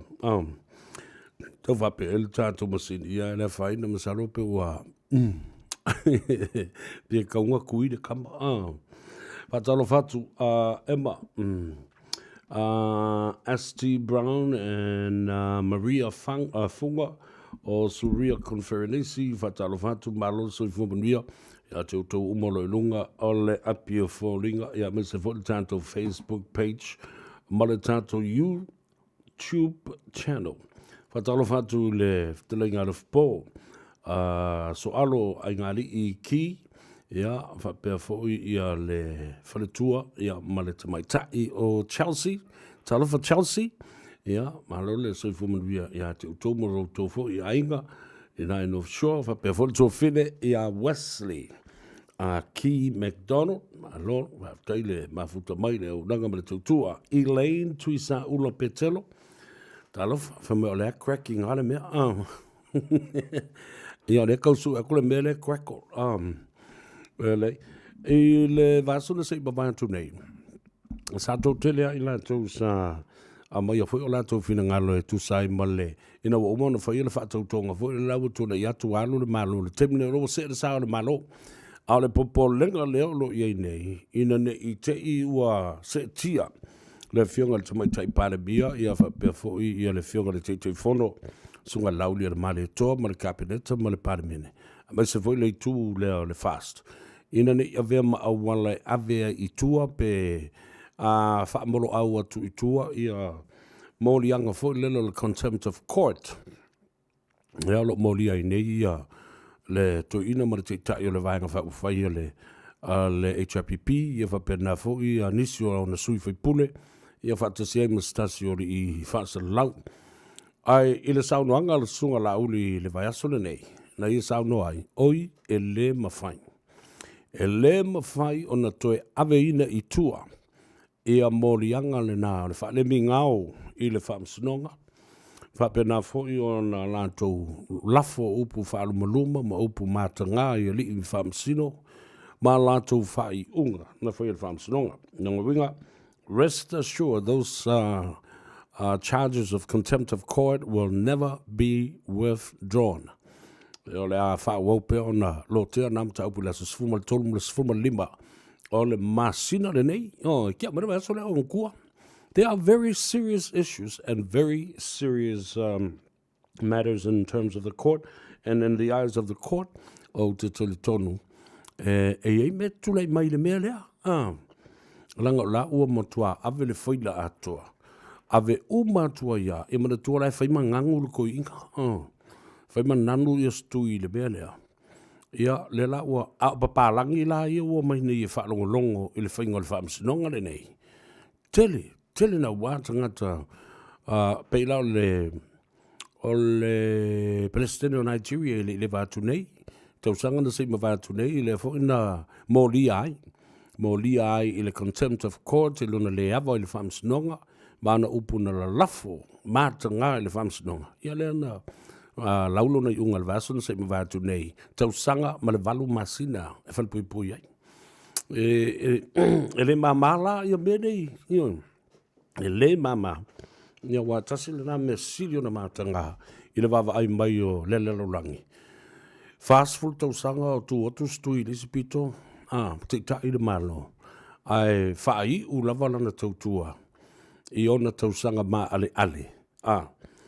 Ua... tu o le pa ia matula I lumo le whaamsinonga ia ma na whai e ni whai unga whapena ia le alana tātou le tūtala noa namta upu awa o le oi lima o whaamsinonga ia ma o le whaamsinonga whai ala nami o tonu I lea vaenga o le mata upu lona rua le whinau wai nei whamai o lo o whinau o tupea ia tu le epa ma nisi o lana vaenga, ina ia whaatau tōle to fitu fo lele lea na whaia ina ma pa mai unga whaamsinonga o whainga whaalatua ma whainga whaasulutu la fono I le teimi o palota. Ia, o whea ni mea ua siri na mata ngā mai lo I le wha vare vare a tele. Wa umana mai le unga le whaamsinonga mawalunga. ma le whaamsinonga apili. E le hai ua pā u, e le mawhai una toi apili, mai le mawhai, e le sisi malo si anga I tuatu le mea le nā. Ua uma o na whaaloalo I le whaamsinonga, malana whai unga. E le ai sisi, la mai koe whakauko, o le inyo la koko whaipule, le toa fitu lea. Lua, o le ua sauni o e toi whaia la tō whainga pānota isi tu mano. O le mea le nā automatua le mālmana mai, le leva, o le leva na iei o tonu o to ina, I te tonu o le mauta.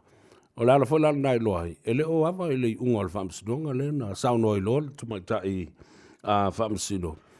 E a nia vā, mata tuatanga loa, si maile leu tele. O ki kia whamai mata, what part of no don't you understand?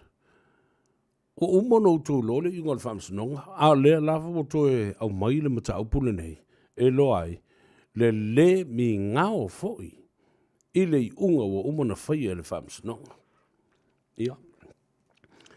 Ta upula nai mwhen tātou tala noa I foi, le lei e whiawhi whatasi ai ma le o tātou tuinga. Io, e tātou tala noa la wale mata upua tui, o e te tauna tui a o ai e alo mo, alo whanga mai le tui. Ua mafua I nei una whameme a ima le mautonu le tō telo tangata. Olo o iai I tāpua inga ia. Pe, o le me tauna whai, e pe o no whai atu le te musola. O le bea mōni lava la tau ia. Tātou si style tu la fono. Tātou si style tu la fono whana malo o walanga ila le la fte na iai. We have to separate the state from religion. Ono le tele o tau sanga fo I ua mawai. Ia le nasa si le fia le le. E whea e ia tau vā ia le malo. Matali tonunga whakirisiano. O le so.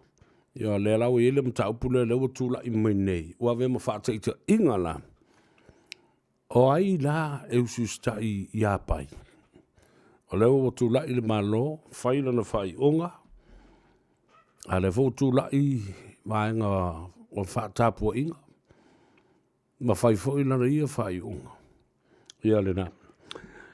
E tā ua. Ia te au lava ia. Tā ua. Le tātou ususta I whaila tui. Awa e loi ina. Le alofa moni o le whaife au. I lana au lotu. Ina ia aua. Ne I ngase sesi pe a fia I le soifua. A ia malo lo si uma ole langona le na o te itai wha le nganga ma te itai wha le kalesia. Ina ia whawhanga ma wha ainu.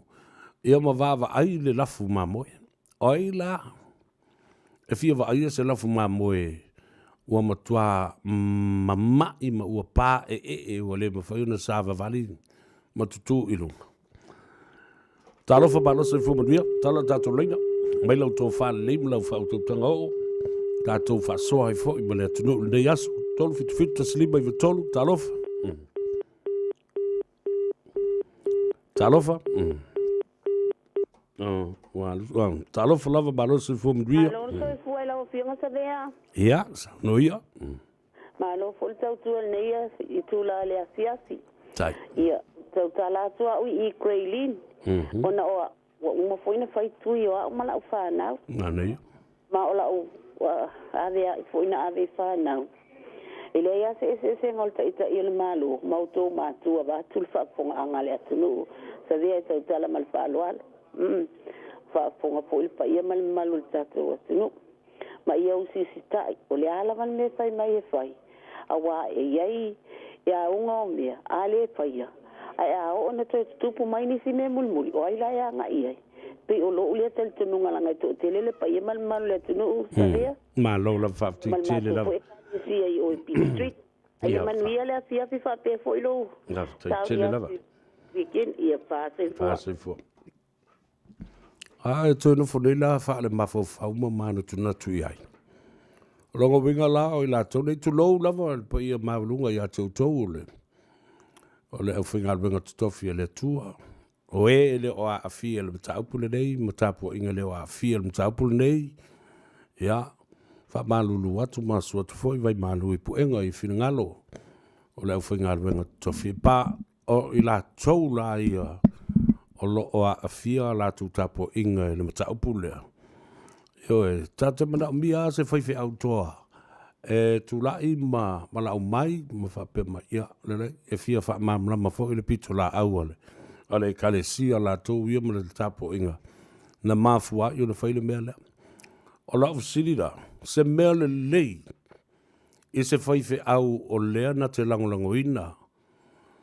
Le fai o ni tui alana e kalesia. Le toe tū lai luma o le pule la a. E la unga matangi. I lana mamoe lea ua o ia i le walau. Umala ia lea nei le vaso le nei. Ai toe tū fo i le si mamoe lea o la. Walau ia lea tū al vaso le ono le ngasa ngasa. Se mea le lei. Se mea tala whengai. Se mea e atangia mai ai se ngā ruenga te le te tau ona whai.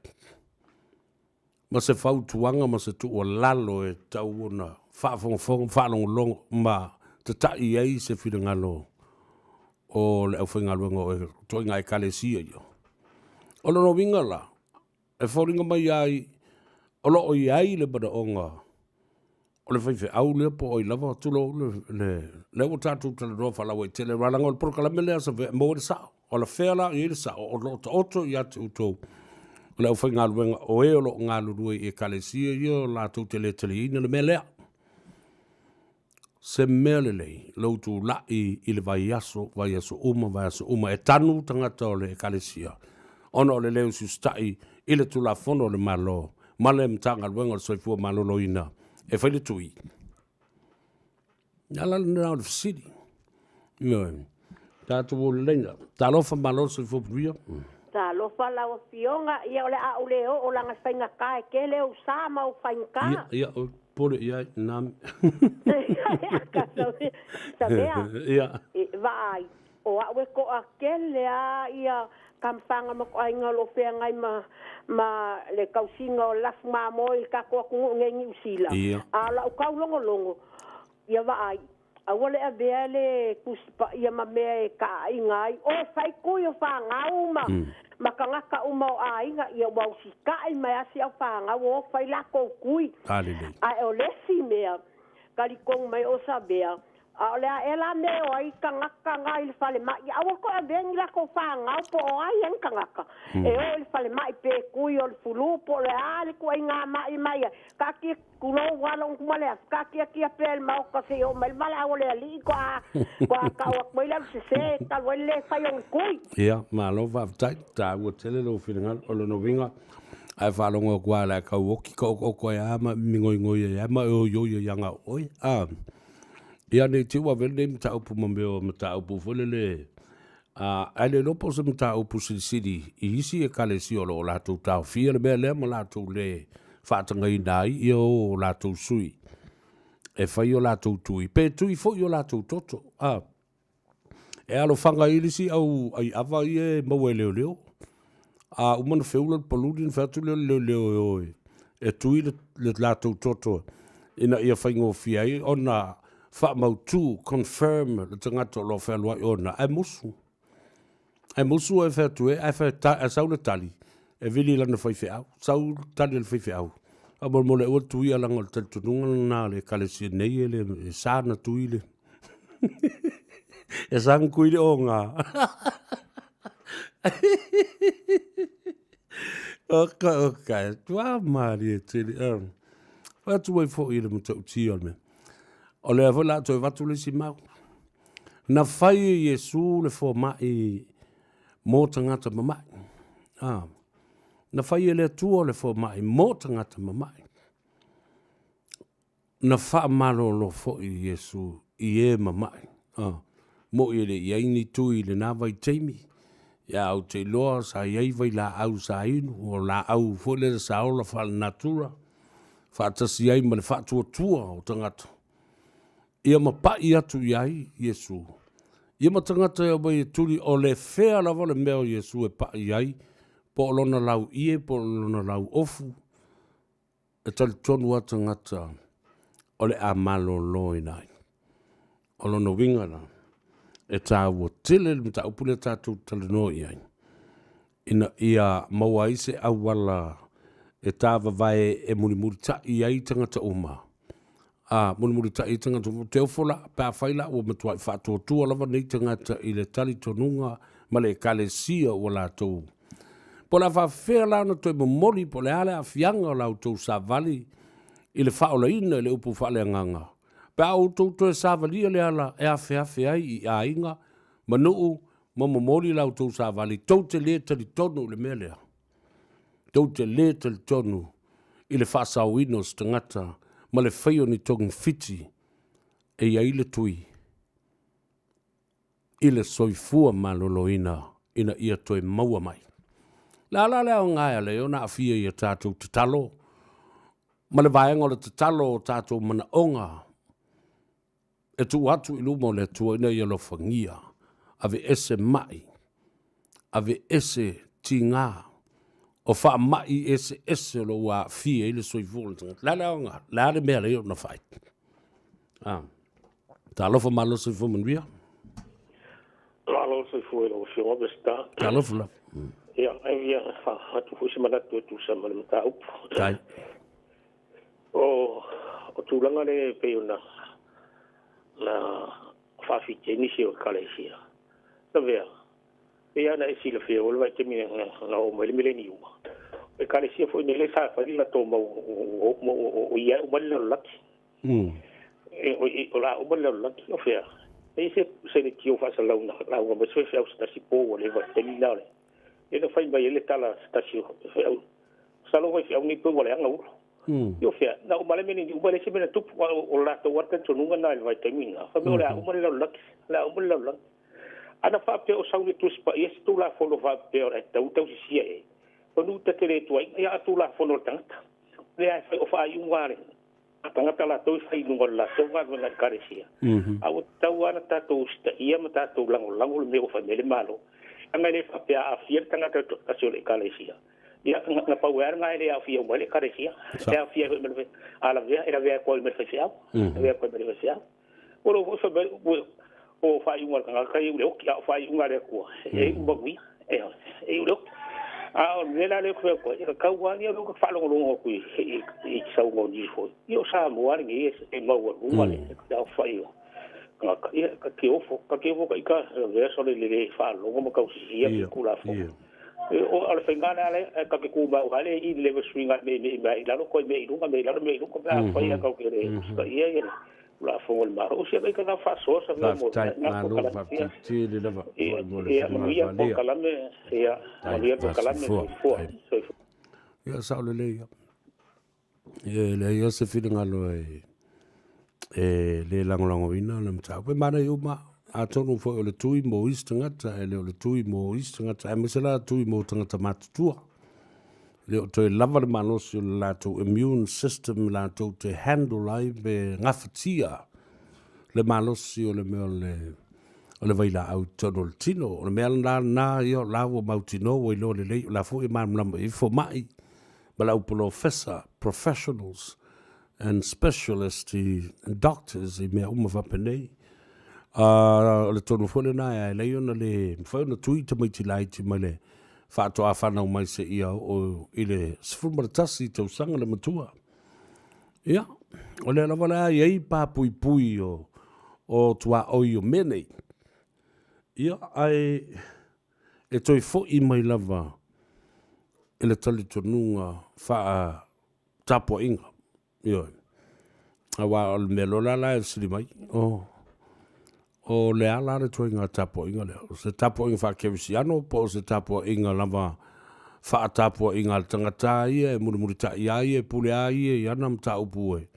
E a fo I talano ai, ia e wha o ngā pere tuspa ia e la unga ai ma, wha ia ona ma whaunga ma utu wha le anganga. Atuai, ta alofa ma losa I whamia. Alofa Savea, ma alofa I fua, ma alofa I lava. Ia. Kawe wha so Savea. Savea. Ia, saunui. E makauia fo ile si kare sia kerere kausoro muwari ka yo kamaleo prime tamaki.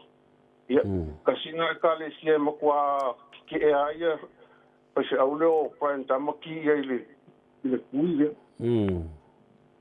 Ana le tu ba tu le tafa tonu al tatu le tio tu ia le falsaul ko inga ia wa ka fa lo fa pe anu se so ki ia ka fa lo nga ka lo ile ko me singo leo ile se au nga pa tamaki wai ka si nga ka le si ke ile kuile isa ve le singa le sa ve ia ke lo ska ko o foi mai ana nga leo ku fa no lo ko ko me fa lo mai ko tipo fa ilo nga mau fe ai ko ko le ku ya a ke lo e pelo ma se nga me la u isa ve o le sika o ko nga le ye ke lo sika a pe o la u ye mo le o le mai ko tipo ko le ku ya fa pe o la ye le fa ilo fa le u me lo le o isa ve nga fa pe o le ko le ku ya a ke lo e si nga ma ka ia malo waftai mo le longa se me walu e ma fofongo tona yo o va se ngai ka kai menga ai fa kai ke la mo la go waftai uso vala mai mo le sapati ya tao talo fo malo se fo lo kalinga wa ku lo fiong as pa la ing salu roi o afa ia alo se fo benvia wa mai le yaso mo ia fa kai la sa ve lo ka foi ku sai ka ko de lo fole ko ia sauno ia ole meni ye sa ve o pe ya le kuio o ko ke lo e ka le sia ye ene ka ko le kui pe la nga fa lo mari el fa lo ku ska so nga sa fa so ma ole ele nga kai musu kui ya ai fo e kare si sa vea ele pa lo ka uma fai ko musila e fa sa ya la vangela le kui ma pa lo ka ngai ka ungi ka si ngo e fai la ko e kare si ngi si me le ye se malo ya le fo la mo mai kui ya nga fa mai ole fai lo ngal mang fi ai se mamau ale fai longa al mau fe ai ma ia o le mua mo lo di makau ngai foi mai pus paia ai fai longa ye ngu mela kau o le kuile ele se ngu mela o ye se ngo ai ngai e ko kera ka kai le mamula manga al fa ale por ngu mela foi le ka ko le vidi mo ali le afa apo ile ngu mela foi ka ko le vidi mo vidi lo mangu mela sa bole ongo va lima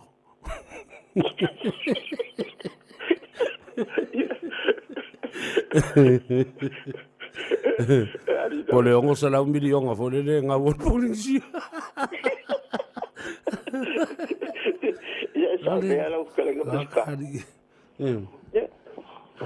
mo kwa de longa se me fa yi singa wa ka ngi ya mo o le ku ye mangu ya ima fai mai o le kui o le mea fai mai o e kangaka ele i fai ele i se whama.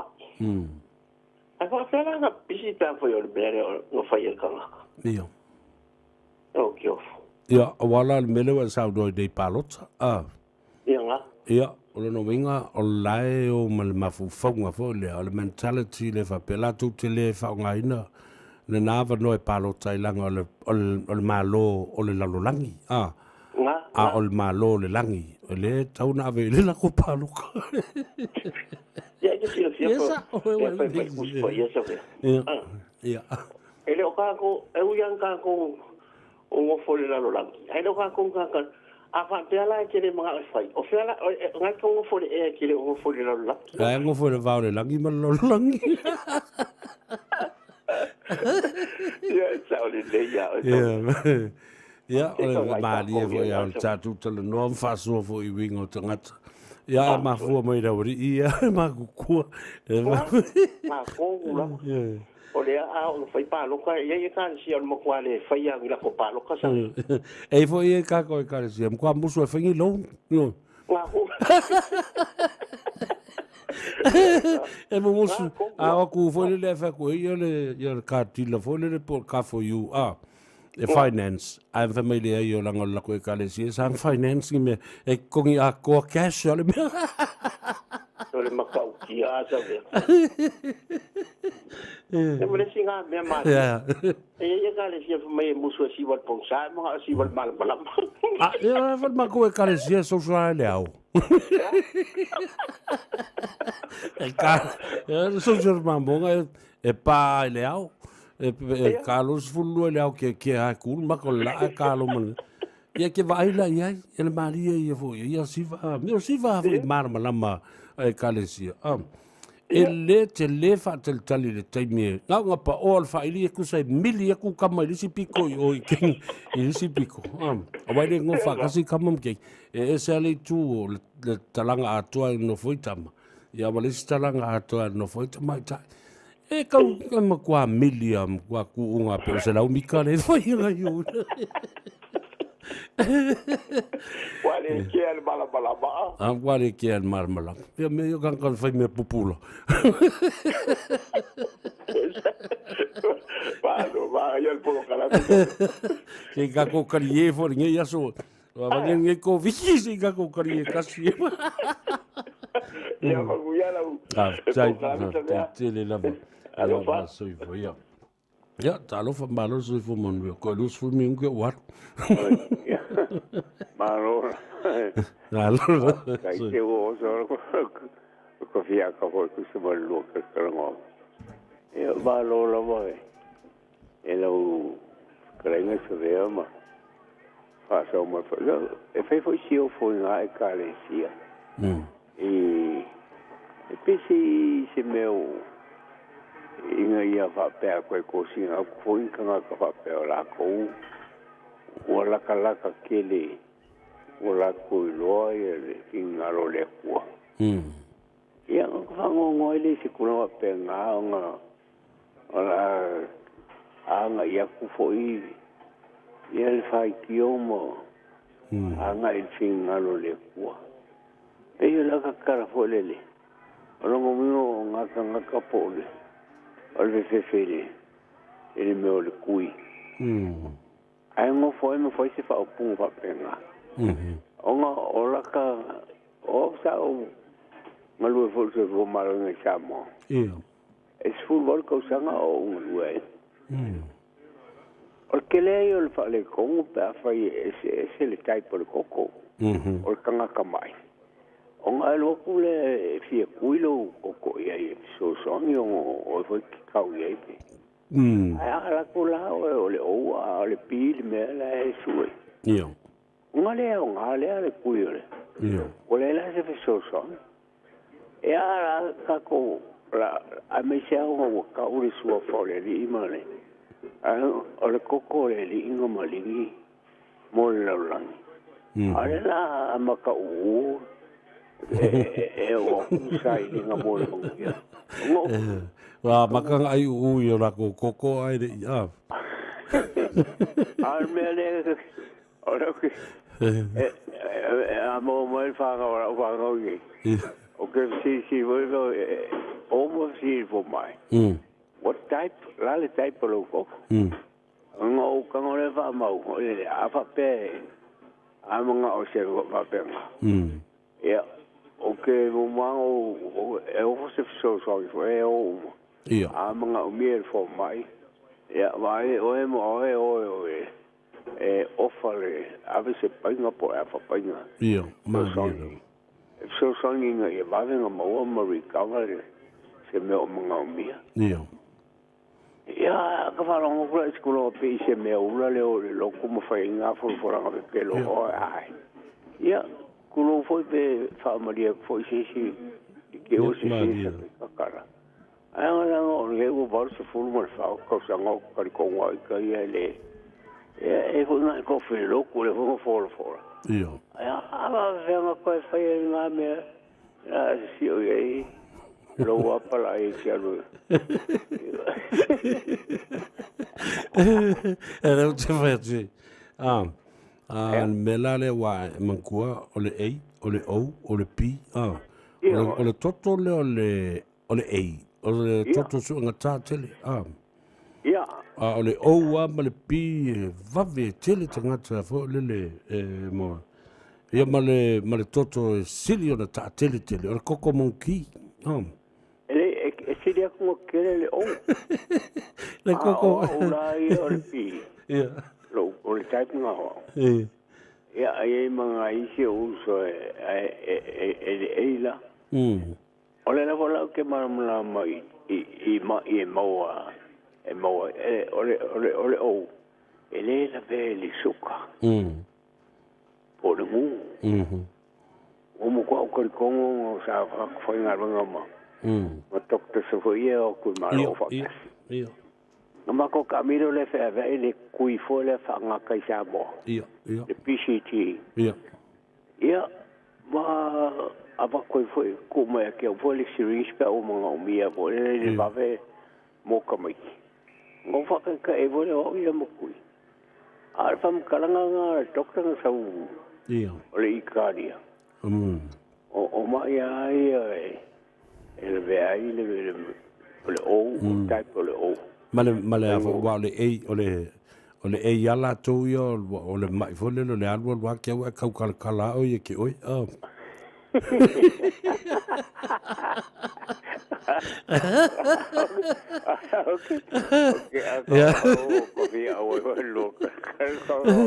Ke wa va ko ra ka kala ka ka ya ia fo ka po inga i le onga ka ko. O mea o le karango me e ka oi lo pala ai malo e a ora le kai mi vole le ufa pe mai sa mo e sa ko ro si si le se ka sa ui pe e kuia ia o i vola na o muy ai le mo ka kuia le o fa me vole so in caro fai nga voi nga uso nga community wala ko fu yo nga o ku fu le limos fu ka al pensioni o me ai o fa mo ia ai o se me pe a ma o a fie voris ia ai fa kai da va malo alo wala si bena le uti manatu wa wi tau na fai Samoa o le por kala me fo le to give blood give life ina ia ar tu inga e fai le masina fa solo fo le inu e le lei toto tangata ina ia pea ia tatou toto i le fale su toto o i ma le fale fo le mo fa lave fa fo sei a lo iai ma lava le supply mo tatou tangata ia ai wole le fa after tele lava ka mai mea ne sa mea ia o ko ngo fo mang ko kule ni maka upo nga isui nga ko fikur paroka ola o desim asa ka ko anga fa pe umar paroka o mo rama fai le da ko nga ma le si pongo ya se me ya la o fa le po ya nga ye e sa o le lei lava sa no ana uma lol palo to la suiva so lus fu me fa o mai fa tauto uma lava fa to a o e le melia ele ai ama se me vivesi ai nei lo le tu le pa o le taimi ala to te fa tauto ai o le taimi fo le na o su el fa nga malo ona a apalola ia le i le tulanga lea e fa fiu ia au ia toso le malo ai to o mai fo i lava le fa msdonga e mai e fa ia ina ia ai fai ingra a o kere kupe era o ke faia e fai e ave nga kanga ka wo wala fa ka ko ai ponge o ko pa ul paro ili fa msingo ia la o kere kupe i me pese me mala fogo ka fe ma fia e ave e aro fa nga kanga ra o o mo ko ku e mano ko nga pe ko fulu afe ai la ku o maria ai nga ngolo ia ko nga sa wori ko a foi ko fa so muri mai ia fa ki e mo fa ka ko so lo mal fa ki ko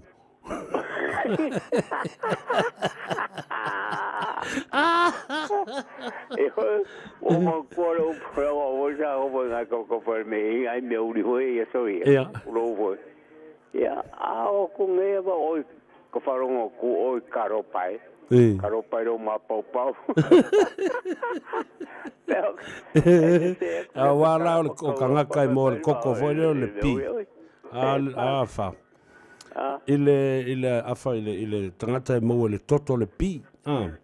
Ile mo le pi type. Kama foi type nga o le o. O le pi. Ma le A. Ma le A, ma le AP. A plus, fa. Le AP, for le 50-50. Yeah, 50-50. E so en kakela le AP. Ale o te whātua o tangata mo le mel na o le platen na o le pi. Ia.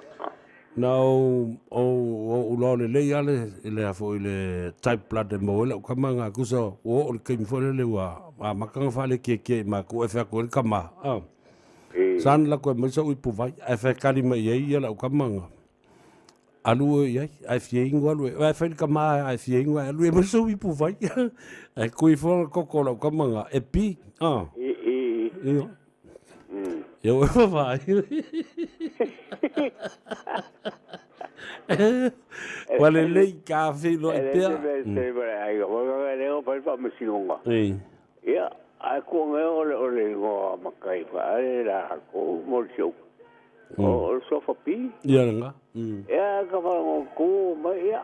Kenge nga pa o mai nga luenga ye manga ye fale. Ia na. O ka ko nga o fa fo. Ia le na to. Nga fa pi fa mai. Nei. O ke fa mai pare o so fu pi. Avanga ye sa o ringa o fo lai. Ma wele. Ma fo le tangi tau tala le na le lo matua no mai mamao i Amerika. Ia nga. Na fai ai o le ainga poto o te ofo. Awa o le spil matai ta o tele. O ia lava se e le suafa pi o le matai e matua ta o tele. Ele fa lo. Ia fa lo. Ia le o tangi o mai nelo matua ma la fanau. Wa o til to ina. O le to ina le ainga lo matua e mau paulo mai. Na ola ia le ai fa to ele sa o le sa. E o ai to e o mai te mi longo to inofo. Ia nga Ia nala no fetulu o tangi alo matua o fasolo nei ia e o le ase e le suafa pi. Ia ai le la ve ma se jola na fana. Ia tangi lotu lo malo matua vato fa fonga mai le to no. Na le o fa o so mai le ko inga le.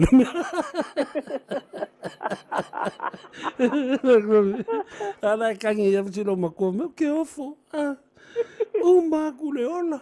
Ele o que quase o coroa, lon tolua lá, o toino.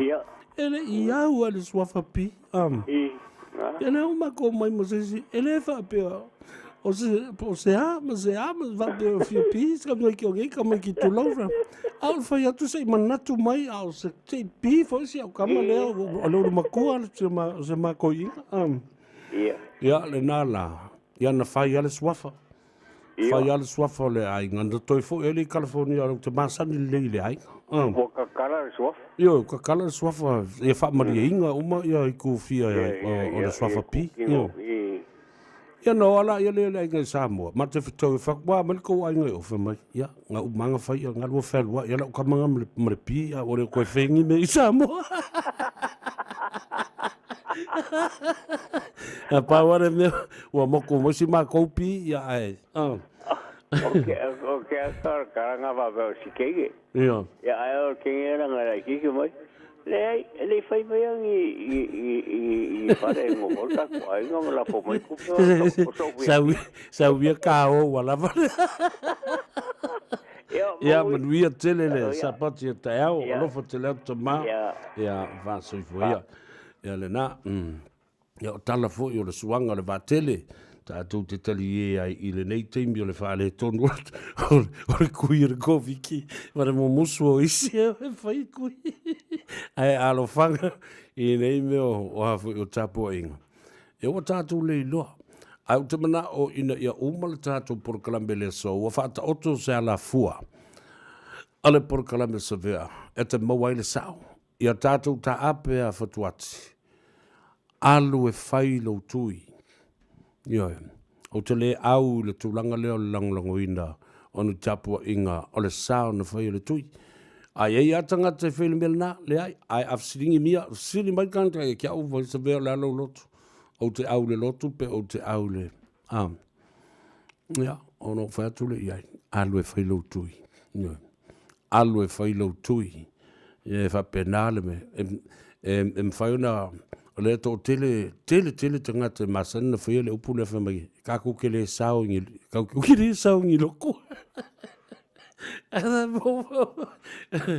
o fa sa ana ma kwa iu la ka Samoa la ko la ko ka mai ma tu ai fau building faith fau ma ta pu ma lunga le fa tua ile ke ia Yesu mo Yesu Kristo mo le tua mo le ngang po ia mo le ai a o fo ina no fo mo tua ta tala le fa vai o le mele ia ona ma tua tu sa meme leo tātou o le lopo, le ale me fai.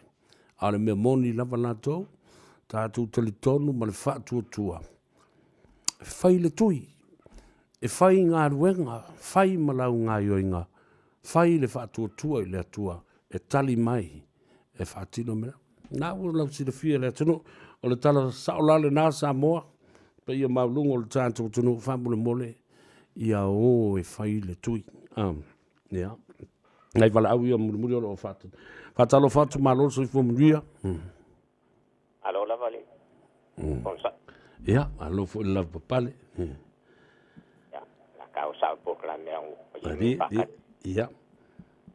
Ile o que foi. Ika con un ngai fallo. Nani.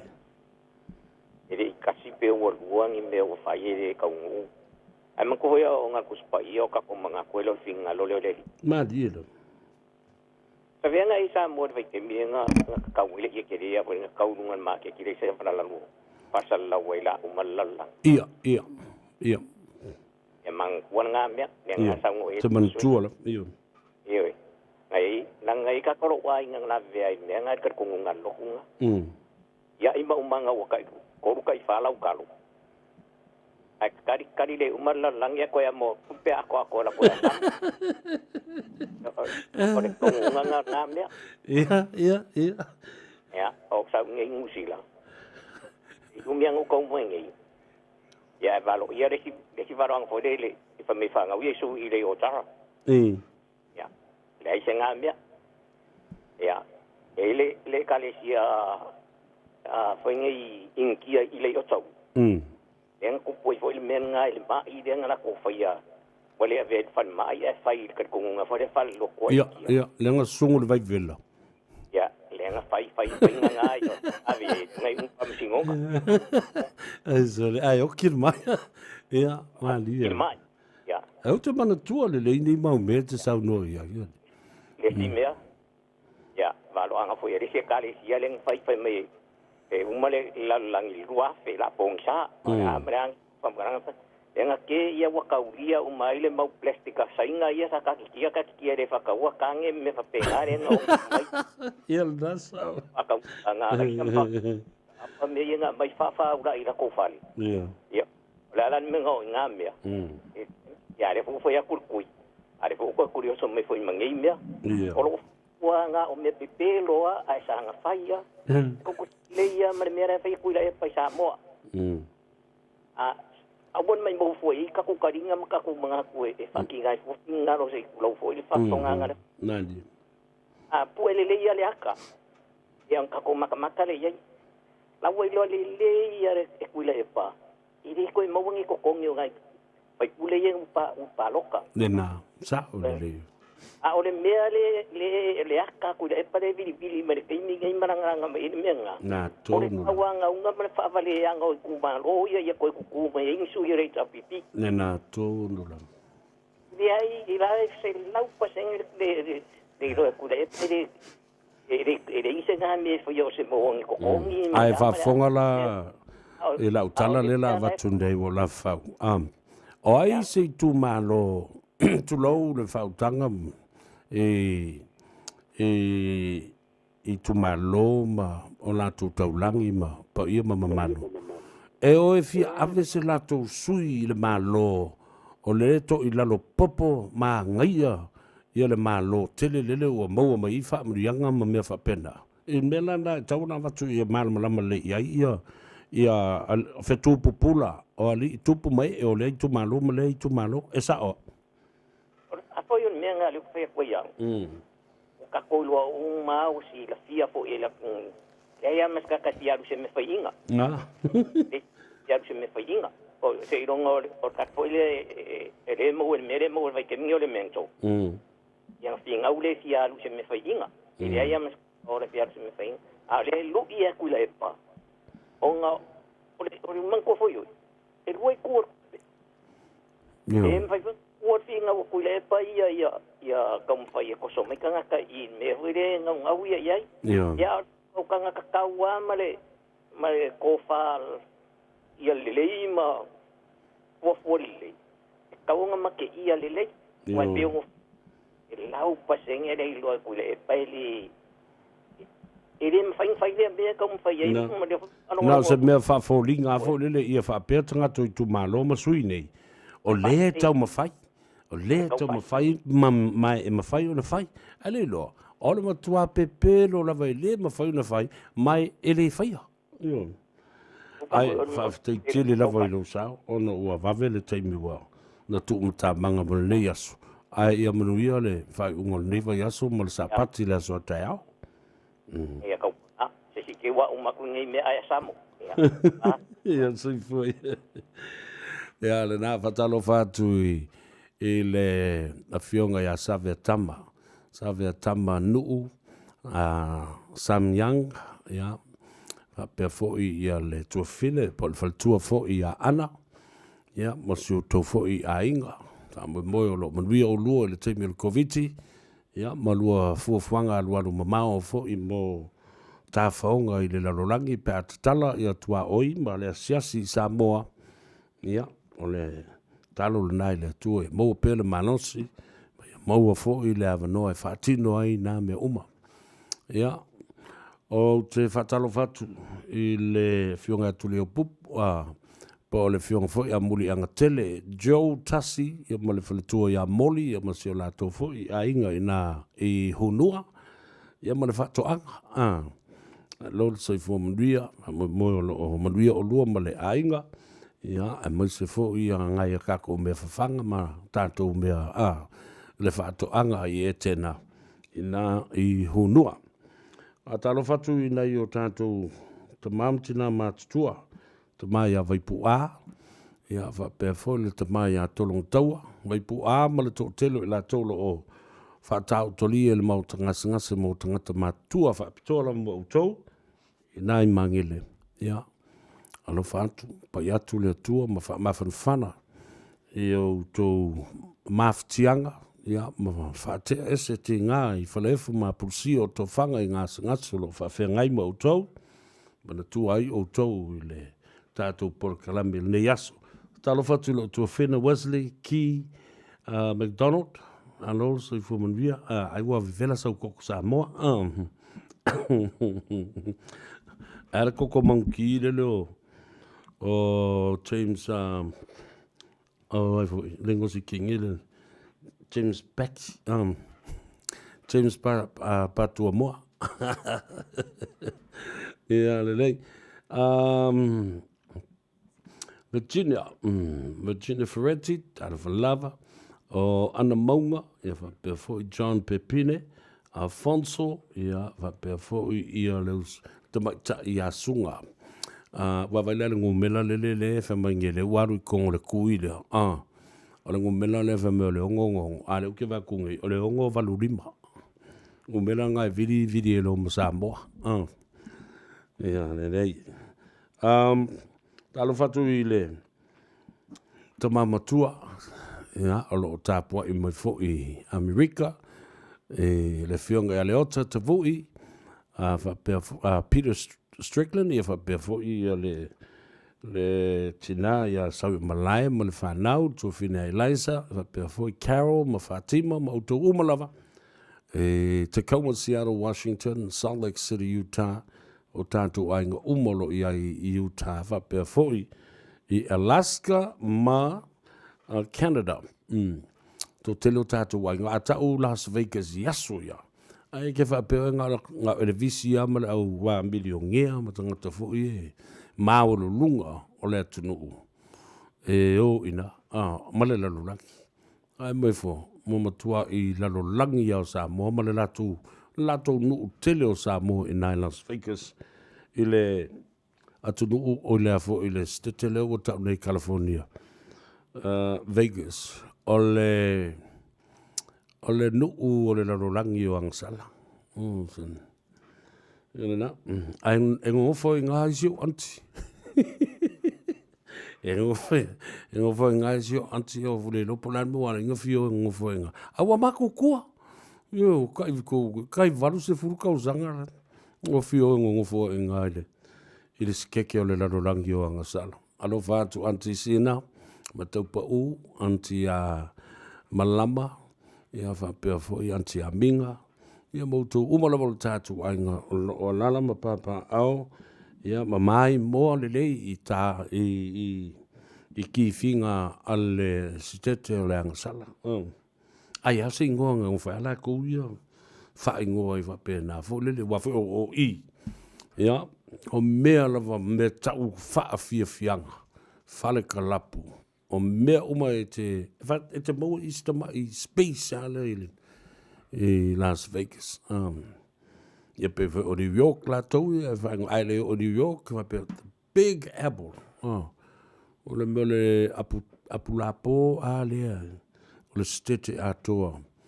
O mai stete uma e limas fuma le rua o le malo Amerika. Ia ua mai atua se o nanga mas tautua le nei aso.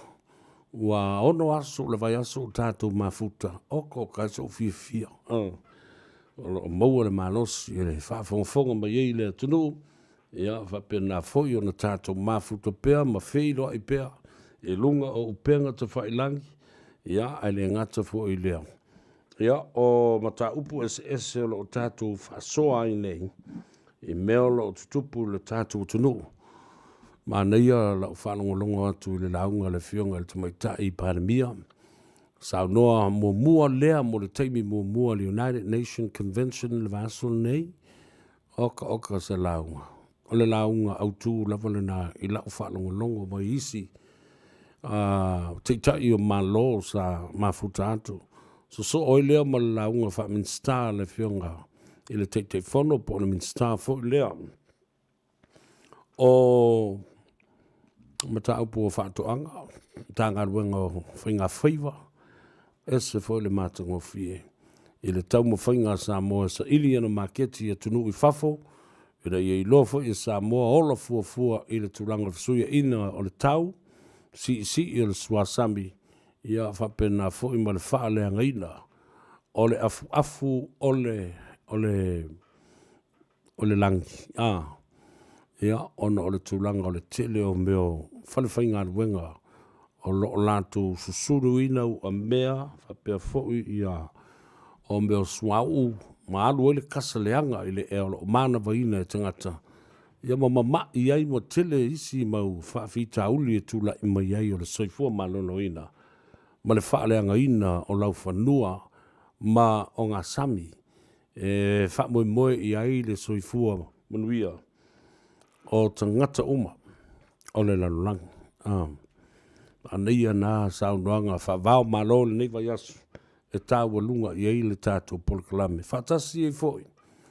Ma le saunoanga maantango fia le fionga i le minstar. O leo o le minstar fo le nao whalpuipui, o le minstar fo i le nao le ngātai whale, ia whapea fo i le tine mū, ma ngā ruenga ese la vea i le urua i so swani, I lo tātou o tunu.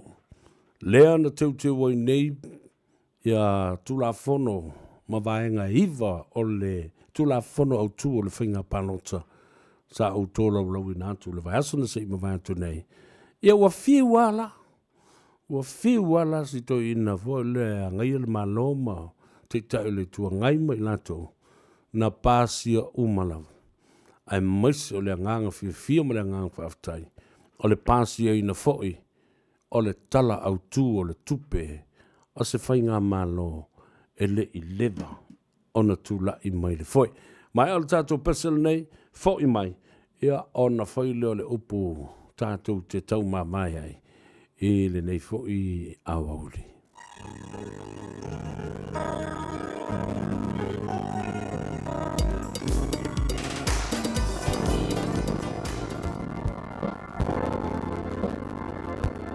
Oi, oi, oi.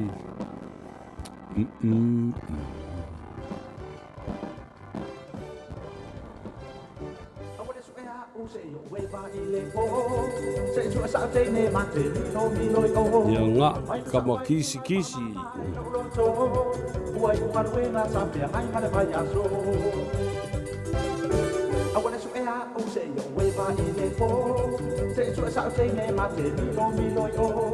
Mai no sa vai ni mai pa ma mai lo lo to Uai umaru e na sa pia ai ma le vai aso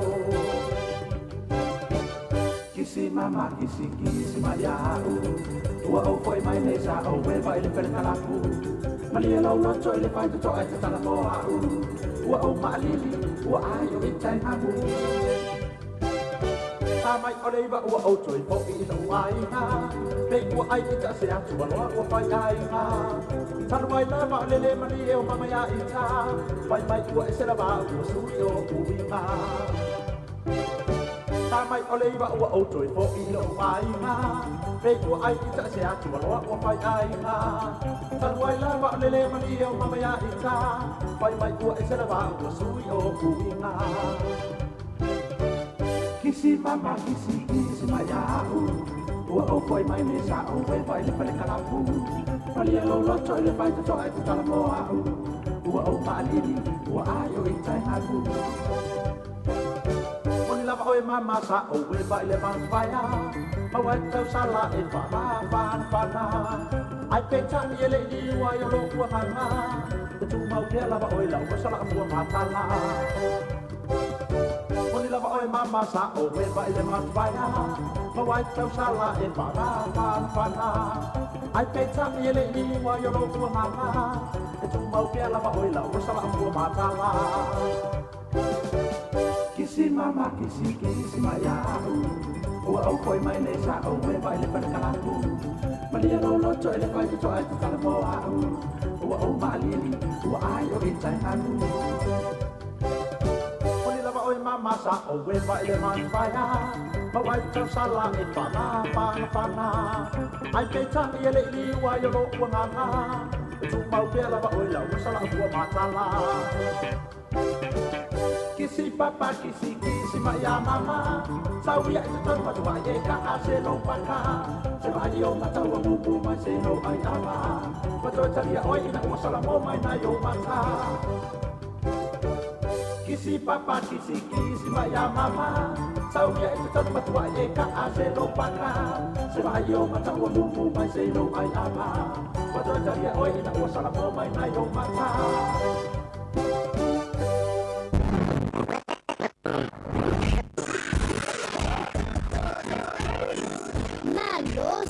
Ua na o le Radio Samoa se fulurima iwa toru a mo tau tuaina o e ilangu lana fitu aso le vai aso.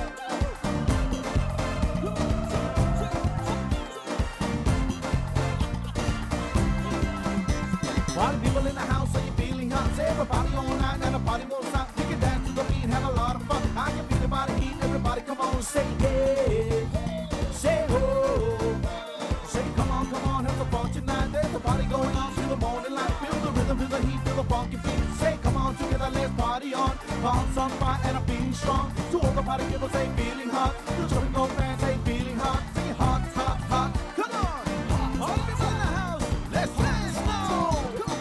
Bum bum bum bum, let bum bum bum.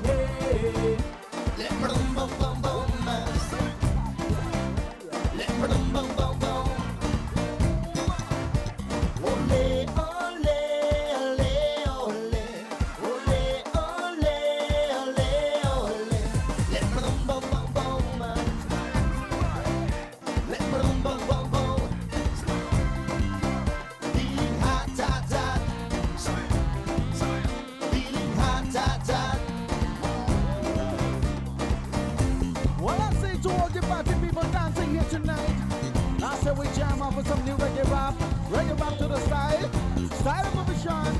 Watching now for the little sun go down. Well, watch me now. The sun is down and the moon is up. Say, hold your body, people say, feeling hot. So come on, have some fun tonight. Let's dance all night like. Say, wind me down, baby girl. Let me see your eyes, move it down. Say, jump up, get down. Say, come on.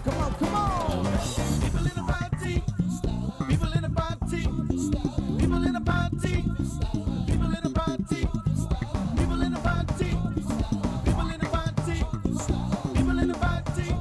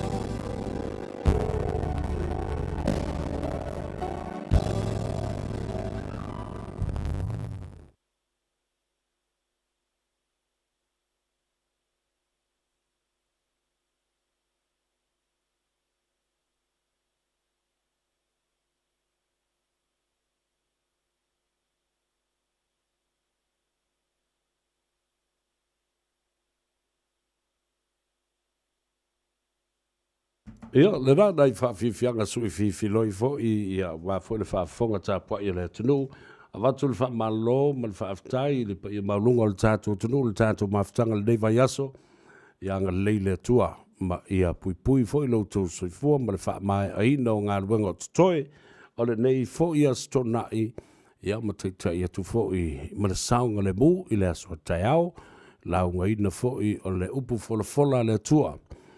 E lunga o le Zoom, a o tātou iei pēa i le Alert Level 3. Whamri atu fo i nei o tātou ainga i atu ruma mau, pēo na iei fo le sunga i a Yeti, Taia, Masao, ma le whaltua i a Lilieni i San Diego i California, i a tele fo i o tau ainga, pa i a maulunga o Samoa i tawhai fio le lalulangi, i a mese fo i le whaamulinga. Ia ma le tāpoi mai o tātou ainga matua pele, a inga wo mai masani i lau whanua me ele o le tātou tunu. A mai se whao lana whainga malo i le tulai mai o le whionga tu mai tai panemia, ma lana kāpeneta, minstalango lango, ma sui se whano umo le panemene o Samoa. Ia wha malu ai a awalofo le tua.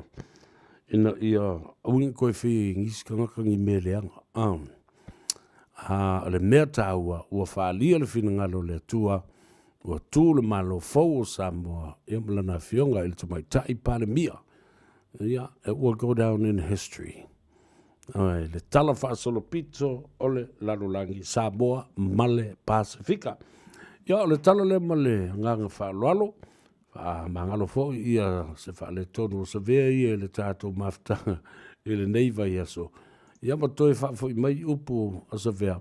Ala tātou o se vaise pese a Savea ka e whaamanuia atu ai i a te oe, i le nei fo i aso. Ia maua lou saunga le mu, o whea lava e te anga i ai, ia maua lou saunga le mu, i le afi ana nei. Ia, le la, ala kakua kalbese lea, mana tua pea oe.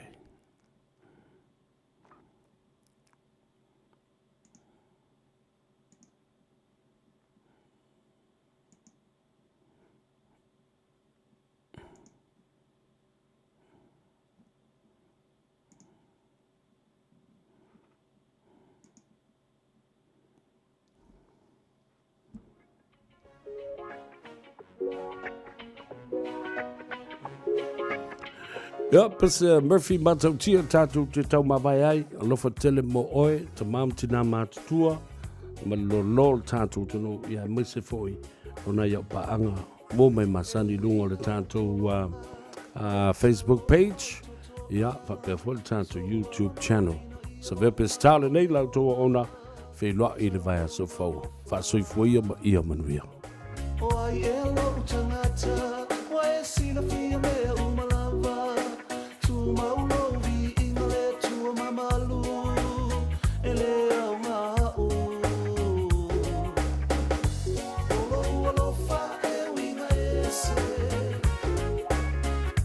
Ua o se pai e fa atua e le ele. E ui ina sa tau na te ile e te. No wali fa fitai te.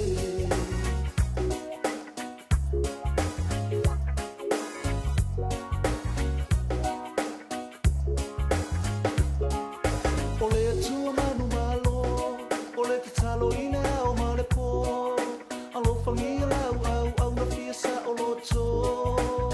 Ua o salamo. Me a sau ma le lenga, o e le tua whaiva menga. E malolo ai i tape o le ta elenga. Le nai pe te sa. Olo alofa e winga e se. Ua o se pai e wha atua e le ele. E ui ina sa tau na te ile e te. No wali fa fitai te.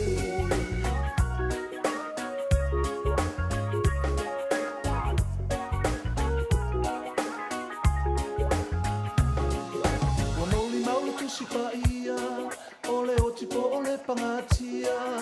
Le ola e po angelu mawalunga maloloto. Le malo si male poto. Le onge e male sawa, o le pelu po o pupunga. E le mawhaina be se ina tatou I le alofa.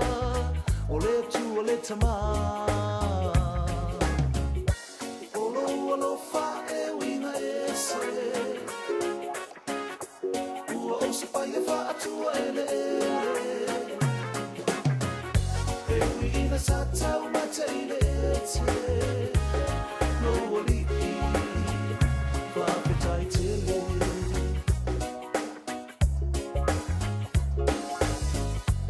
Olo alofa e winga e se. Ua o se pai e wha atua e le ele. E ui ina sa tau ma te ile e te. No wali fa fitai te le.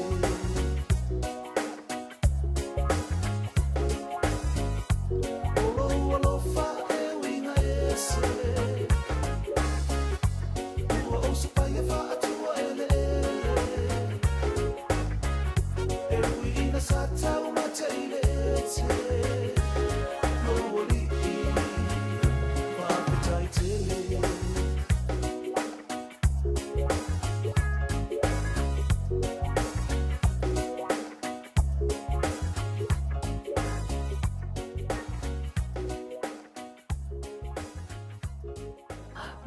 Radio Samoa. Taslima Ivaton Amo. 24 hours a day, 7 days a week. Radio Samoa streaming live on www.radiosamoa.co.nz.